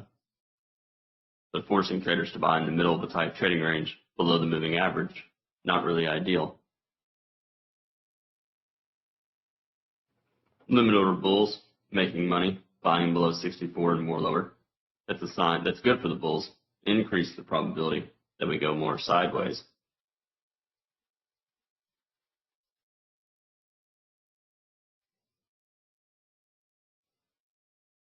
$66, another bull bar, but forcing traders to buy relatively high in the tight trading range over the past 6 or 7 bars. So that slightly lowers the probability for the bulls. You have some bulls taking the buy for a swing, but again, you're buying high in the trading range, and that lowers the probability. So that's the risk for the bulls. That's 1 times the risk. Here's twice the risk. And I don't know if I don't think the probability is 60%, that the market's going to go all the way up here.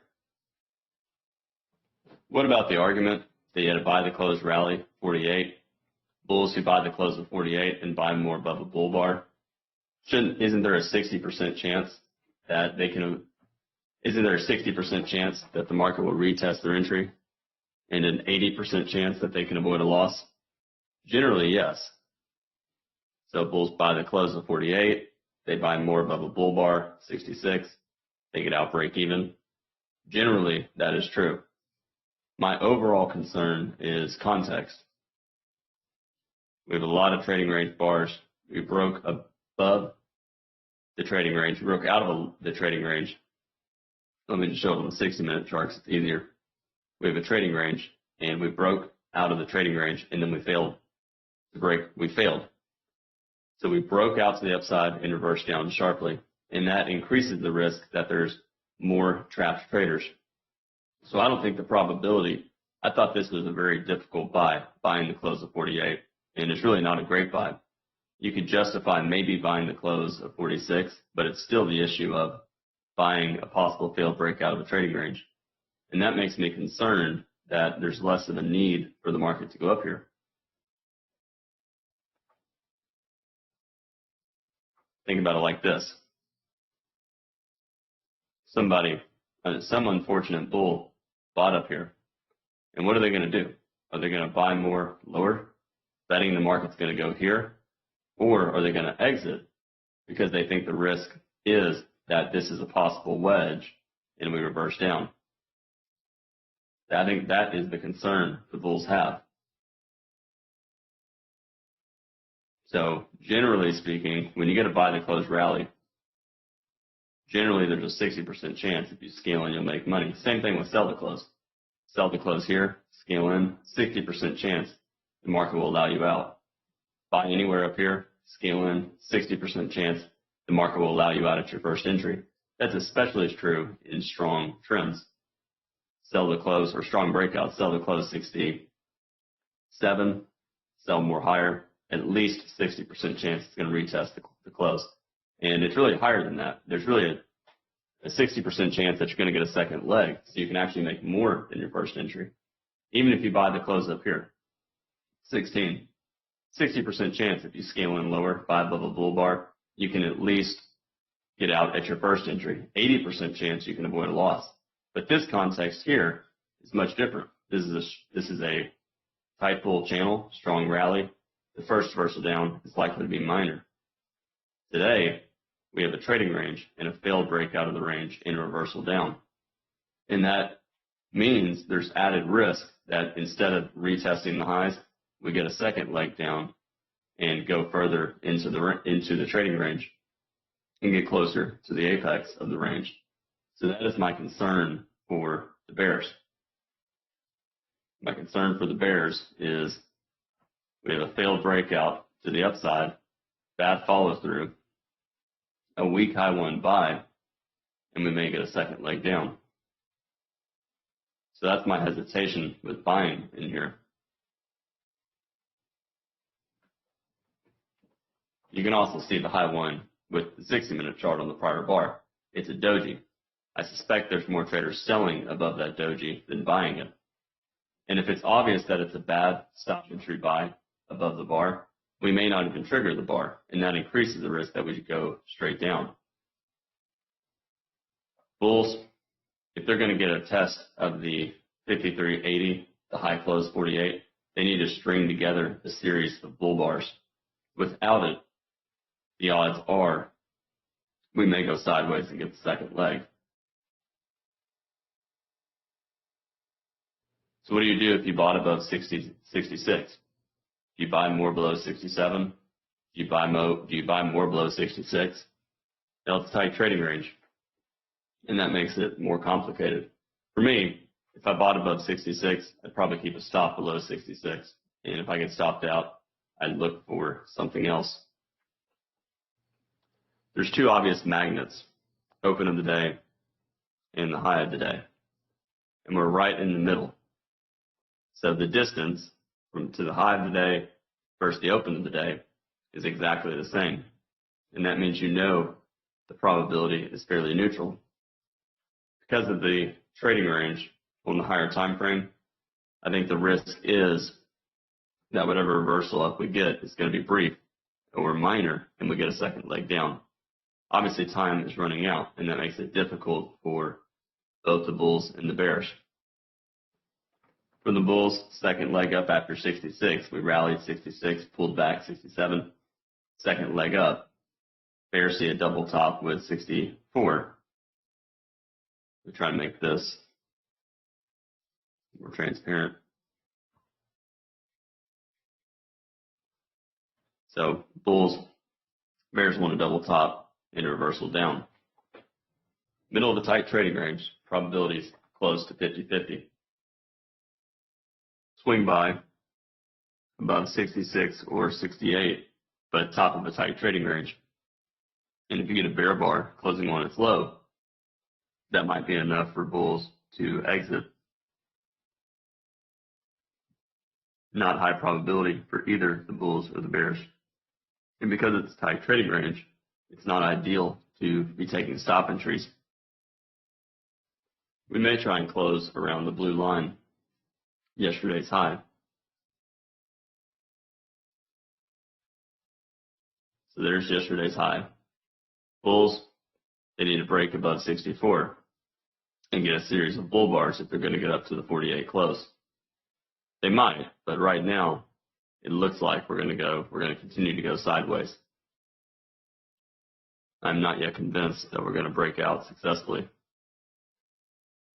Trying to break out of the 22 high, that price level once again. Having a hard time. Bears, they see a wedge. 3 pushes up. 59, 64, and then 69.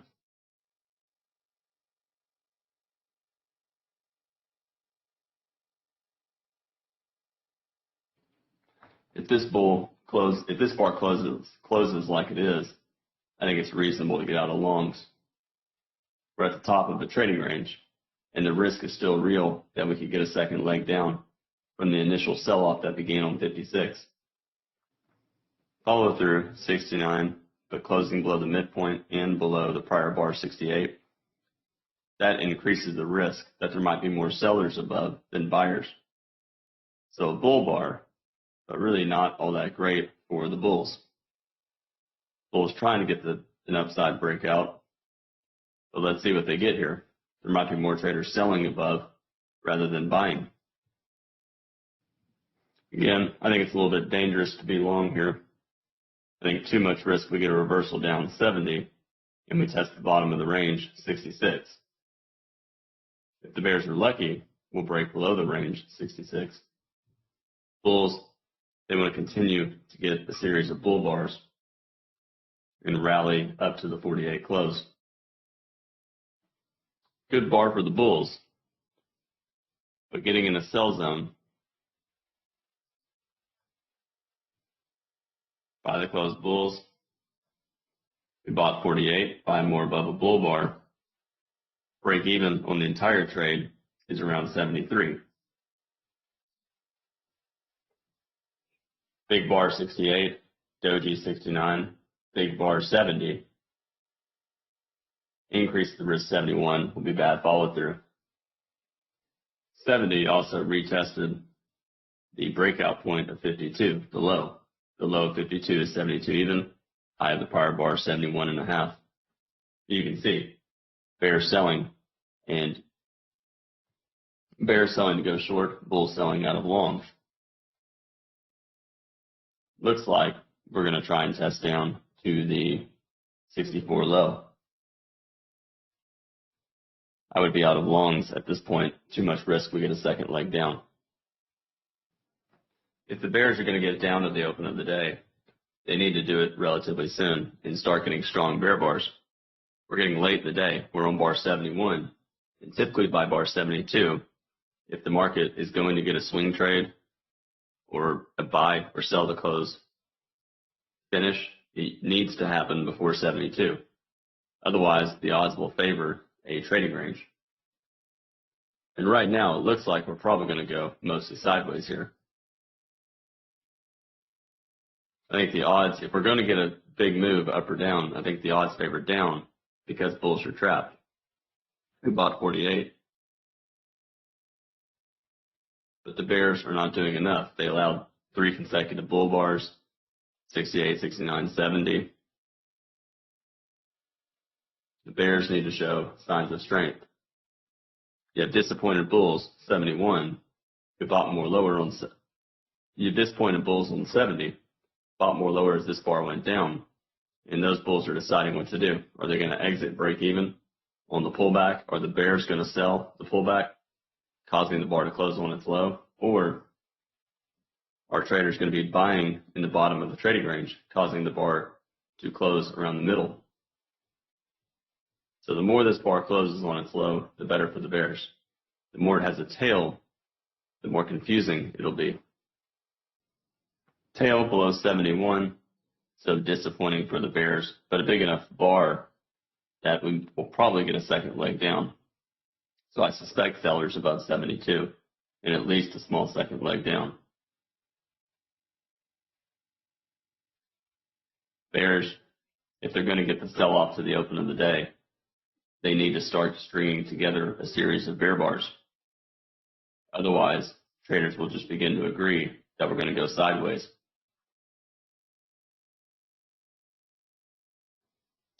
Buy the closed bulls, 70, disappointed 71, scaling in lower, trying to get out break even.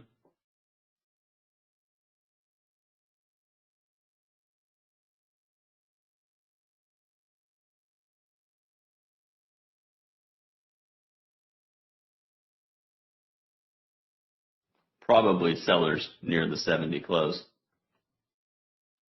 So I suspect probably sellers near this red line.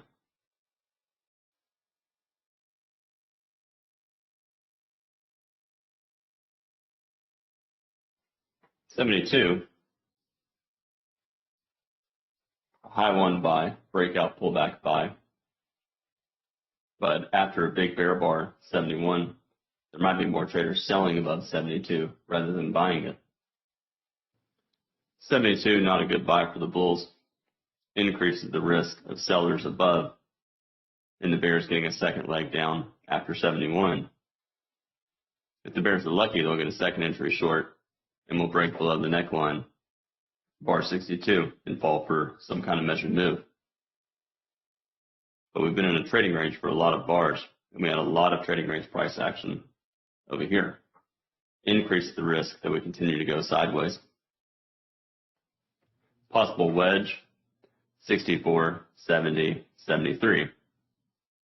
But bears need a decent reversal. It's a little bit dangerous for the bulls to buy above 72. It's buying a possible third leg up in a bear flag. We had a sell-off down to 57, pull back. The risk for the bulls is a second leg down. Bears, they need a stop entry. They need to stop the rally. They've done a good job getting overlap. Now they need a decent sell signal bar. If the bears are lucky, 73 will close on its low, and that will be a reasonable swing trade. If 73 closes on its low, I would certainly get out of the longs. I think it's reasonable that bears will sell, taking a chance to get a sell-off to the open of the day and a second leg down from the sell-off down to 57. But I'd be more ideal if 73 is the bear bar. So not a good stop entry. That increases the chances that we continue to go sideways. But 3 legs up and 73 closing below 72 and below the midpoint of 73 increases the chances that there's sellers above 73. So really not a good area for the bulls to be buying. But the bears don't have a credible stop entry. And that makes it difficult for the bears to be selling right here. It doesn't look like the bulls are going to get up to the 48 close. We're getting too many tails and overlapping bars. And that makes me think that we're going to try and go the opposite direction. The bears, they have a chance, but they need a strong downside breakout. Without it, the odds are we're going to go sideways. So if the bears are lucky, they'll get a bear. This bar will close on its low, 74, and 75 will be a strong entry bar, followed by 76 and 77, both being strong entry bars. I would get out of longs at this point. The bulls had numerous chances since 66 to get the rally, and they're failing. And that makes me think we're going to try and go lower. That followed through 75 after the bear bar 74. Time's running out. I don't think we're going to get to the open of the day, but we could easily get a sell vacuum test of the bottom of this trading range, the 64 low, and yesterday's high. But it looks like we're going to go ultimately sideways. It's possible in the final couple of bars of the day we get a plunge down, but it does not look like we're going to. As far as buying, I think that's pretty tricky. 3 pushes up and decent bear bars after a sell-off, probably going to go sideways at best for the bulls.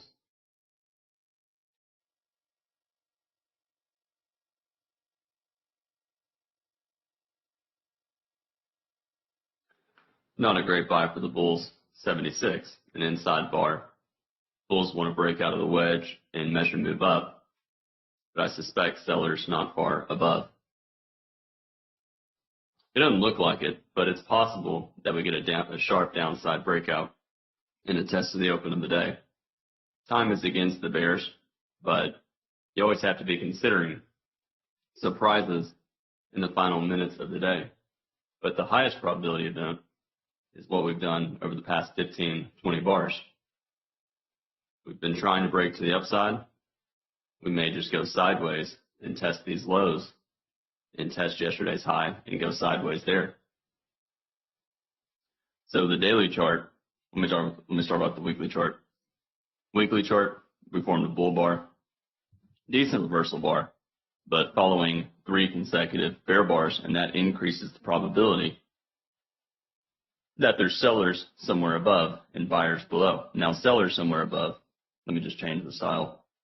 That means the sellers could be all the way up here.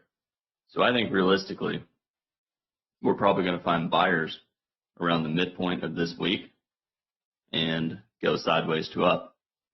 But strong enough selling that, what do you think is going to happen if the market gets above this high? Well, you know, there's probably sellers above it. So we're probably going to start to go sideways on the daily chart. I meant the weekly chart. I said daily, I meant weekly. And then 5-minute chart, more or less the same. We're getting a series of bull bars, increase the odds we're in the trading range. And if we do, I think we will pull back, but if we do, I suspect buyers not far below, and we're probably going to continue to go sideways. So probably buyers below, and we'll go sideways to up. 5-minute chart. Today opened inside of the prior day's range. And you can see we have a tight trading range on. We have an expanding triangle going into yesterday's close, and bar 1 open in the bottom third of the range. It's a doji. Are we always in long, always in short? Well, it's not really all that clear. We have a gap down. That is good for the bears, but the gap's small, so increase the probability. The gap's probably going to close. Doji on 1, I suspect sellers above, buyers below, but we probably have to test up and close the gap. Yesterday's bar 81. 1 second. 2, bull bar, but relatively big bull bar, probably sellers above scaling and higher. And 3, a big bear bar. Big enough surprise, we may go a little bit lower, but bottom of trading range, not ideal. Big bar, big risk, probably buyers below, and buyers at the 74 low. And then 4 consecutive bear bars, good for the bears, but I suspect bottom of a trading range, there might be more traders buying down here and selling down here. And then bar 5, second entry buy, expanding triangle on the open. Probably second leg up in a test of the 2 close, but 3 and 4 strong enough that we'll probably get a second leg down. 6, a bear bar, low 1 short, testing the 4 close, probably buyers below. 7, an outside up bar, good for the bulls. Increases the odds that we're at least going to go a little bit higher and test up to the 2 close and maybe go above it. And then 8, a bear bar, probably buyers below. 9, big bull bar, parabolic wedge with 5, 7, and 9. Good for the bears, with strong enough rally. I suspect buyers below in a second leg. 10, bear bar, probably going to get a couple of legs sideways to down. Probably going to get down to the 3 low or near it, but we're probably going to go sideways. And then 11, breakout pullback buy, high 1, probably sellers above. 12, second entry, probably going to go at least a little bit lower, fall below 9, test the 3 low. And then 13, a downside breakout for the bears, second leg down after 10. Good for the bears, but bad follow through after 10, 11, and 12. So I suspect 13 will have bad follow through as well, and it did on 14. 15, we rallied, and then we pulled back, but probably buyers below. 16, a decent bull bar, 3 consecutive bull bars. Bulls want a higher low in an upside breakout of the trading range. 17 consecutive bull bars, probably sellers somewhere above. But because of the 4 consecutive bull bars, we may try and break above yesterday's high. 18, a tail. We're getting tails above bars, but the bulls are getting a micro channel, and that increases the probability that we continue to go sideways in this overall range. 19, a bull bar. Is it buy the close? It's probably more of a sell the close than buy the close. I think the bulls, they probably need more up. Strong enough rally that we may form a higher low, but it is a wedge. 1, 2, 3. Or you can say 1, yesterday's 59, yesterday's 76, and today's 18.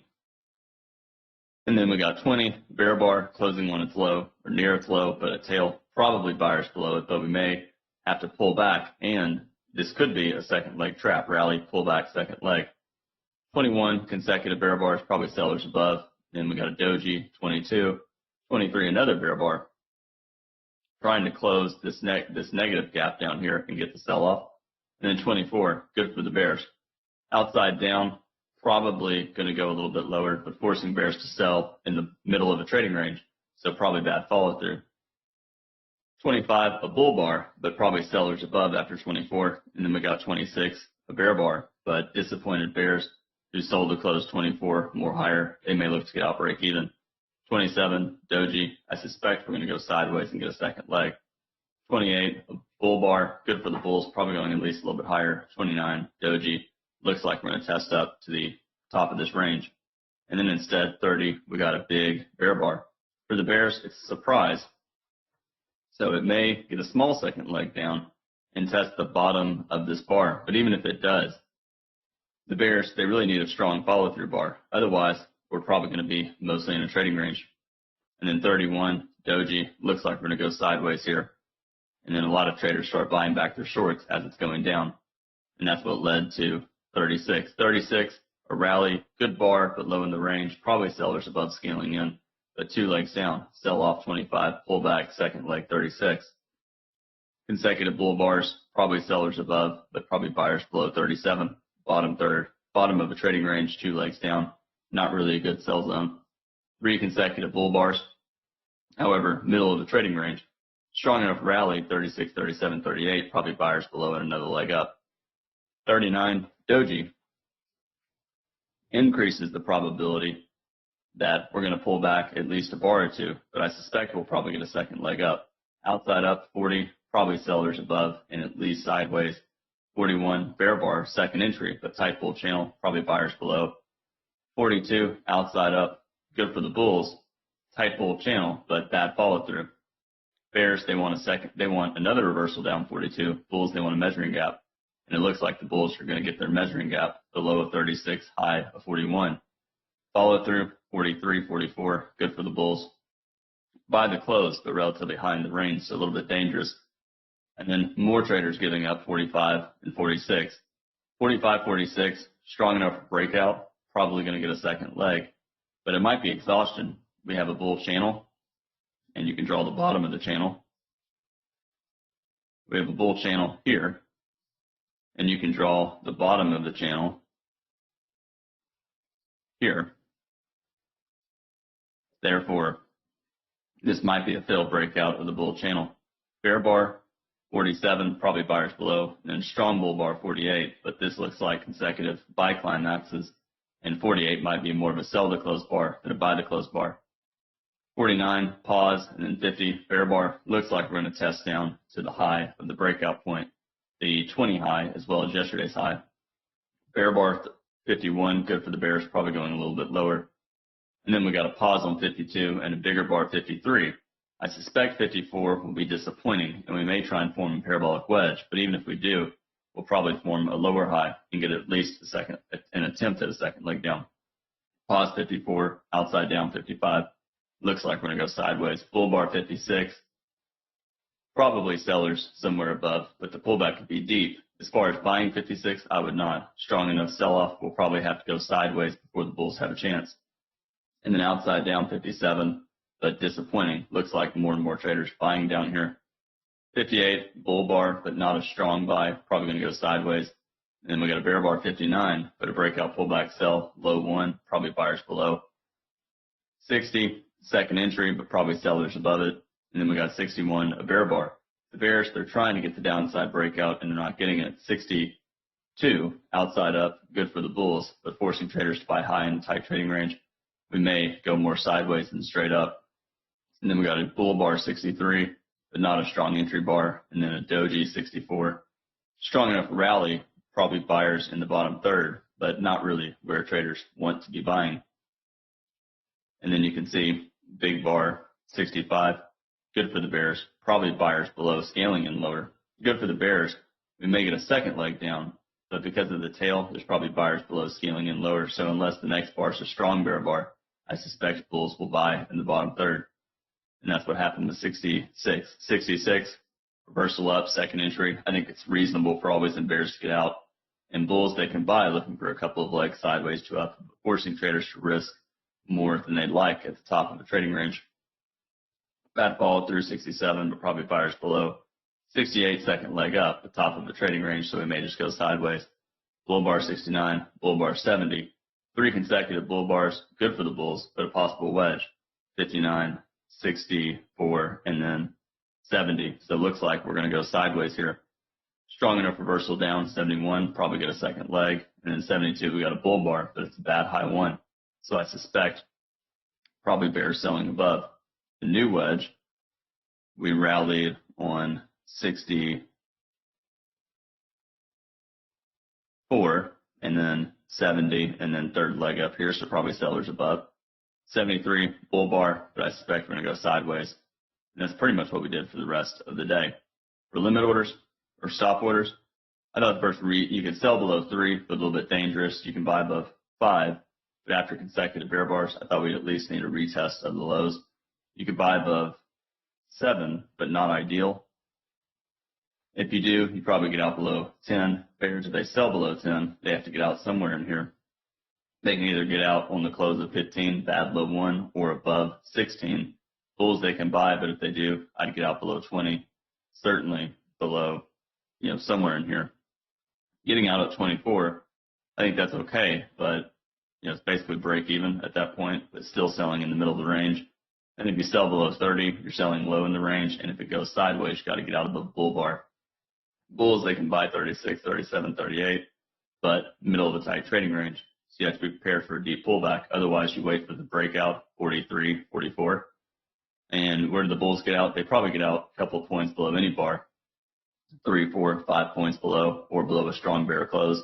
Bears, they can sell, but at some point, they got to get out above a bull bar. Parabolic wedge, I think they can get out and then wait for a bear bar to sell, and they really never got a credible sell afterwards.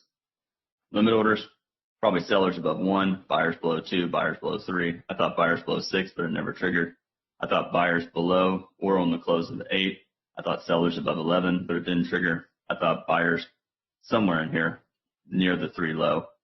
I thought sellers above 21, bad high 1. I thought buyers down here, but tough to take after you see a big bar 24. I thought sellers above 27, 26, somewhere in here for a second leg down. And then I thought buyers around the open of the day with all the dojis. Buyers below 39, probably buyers below or on the close of 47, and then sellers above 54, buyers below, and then really a tight trading range for the rest of the day. Big up, big down, tight trading range. Buy the close, sell the close. I thought the first credible, the first clear buy or sell the close is probably 42, 43, 44. Realistically, probably 43, 44, maybe 45, but forcing you to buy in the top of the trading range. And when you get these sharp rallies, 45, 46, and 48 that are sudden in an overall trading range day, it's really a little bit dangerous because it's basically a bull breakout of a channel, and there's a greater risk that it could reverse back down into the channel. Let me take a look at questions.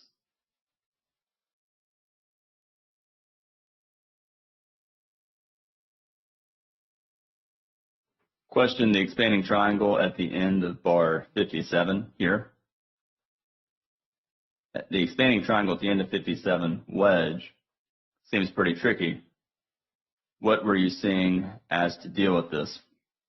Well, that was a parabolic wedge, and I thought the risk for the bulls is that we go sideways or down. And for the bears, I thought realistically it's probably going to go sideways or down. And therefore, you can buy with limit orders and scale in, but I'd really rather, it's a little bit tricky because I don't want to get trapped on a downside breakout of a parabolic wedge. But when you see a parabolic wedge, the expectation is a couple of legs sideways. And then we started getting more bull bars, and that increased the chances we were going to go sideways. The bears had a chance to get a breakout here, but it formed a tail and they couldn't do it.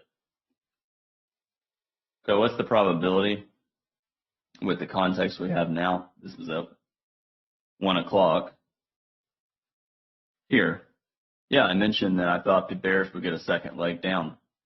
So it was probably sell to close for a second leg down, but we may go sideways. I thought the risk was we had a lot of second leg traps, rally to 20, pull back second leg, 48, and that increased the risk that we go sideways to down in this area. And then instead of getting a strong reversal, we ended up just forming a trading range right at yesterday's high.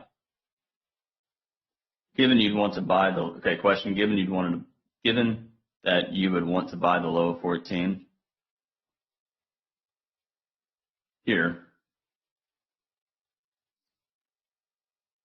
and that the range is constantly broken, and afterwards the reversal follows, where would you place a stop? Okay, I see. So basically I think what you're saying is if you had a limit order to buy the 14 low, this red line during 35, and let's say it gets filled on the next bar, where do you put a stop? That's tricky. When you're buying in trading ranges, you don't necessarily want to put a stop to the low of 5, because if we break below 5, we may just fail in reverse. Similar here.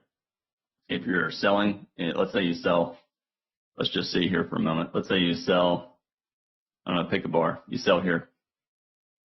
You don't want to necessarily put a stop at the high of the day. Right there, because look what will happen. It went higher in this case, but it still went back almost to your entry. So what do traders do? A lot of times what traders do, if they sell and they get follow through, they just quickly get out and then wait for a more credible setup. If they're buying here and they buy the low 14, the problem is if they have a strong enough breakout to expect a second leg down, they're more likely going to get out and then look to buy again lower. Otherwise, if they think it's a bear leg in a trading range and they're not getting strong selling pressure, they're going to use a wide stop and scale in. If you want to understand how to do that better, you really have to understand breakouts and second legs, because that's what limit order scalpers, counter trend traders don't want to see. They don't want to see a strong breakout that gets follow through that's likely to have a second leg. In other words, they don't want to sell here and see a strong breakout like this, because it's likely to go sideways or higher. Would you short, question, would you short a 50% pullback at bar 30? Would I sell a 50% pullback at bar 30? Well, the problem with that is by here, you can take that trade right here, but look at the context. 2 legs down, consecutive bull bars. You might be selling the bottom of the trading range, and in that sense, the pullback could be deep. Had I taken that trade and sold 50% around the high of this bar, and I see a big bull bar here, I'm probably just going to get out, basically break even, because the risk is this. You start to form a tight bull channel and get an endless pullback. So it looks like that is it for questions in the chat box. what do I expect on Monday or next week? I think we're probably going to start to go sideways around 4,000. The bulls, they're doing a good job with the reversal, but do you really want to buy above this bar? I think more likely it's probably going to pull back and we're probably going to go higher. So early next week, we may get a sell-off, test maybe the midpoint of this week, and then try and bounce. But we'll see. Okay, thanks everyone for watching, and I hope everyone has a good weekend.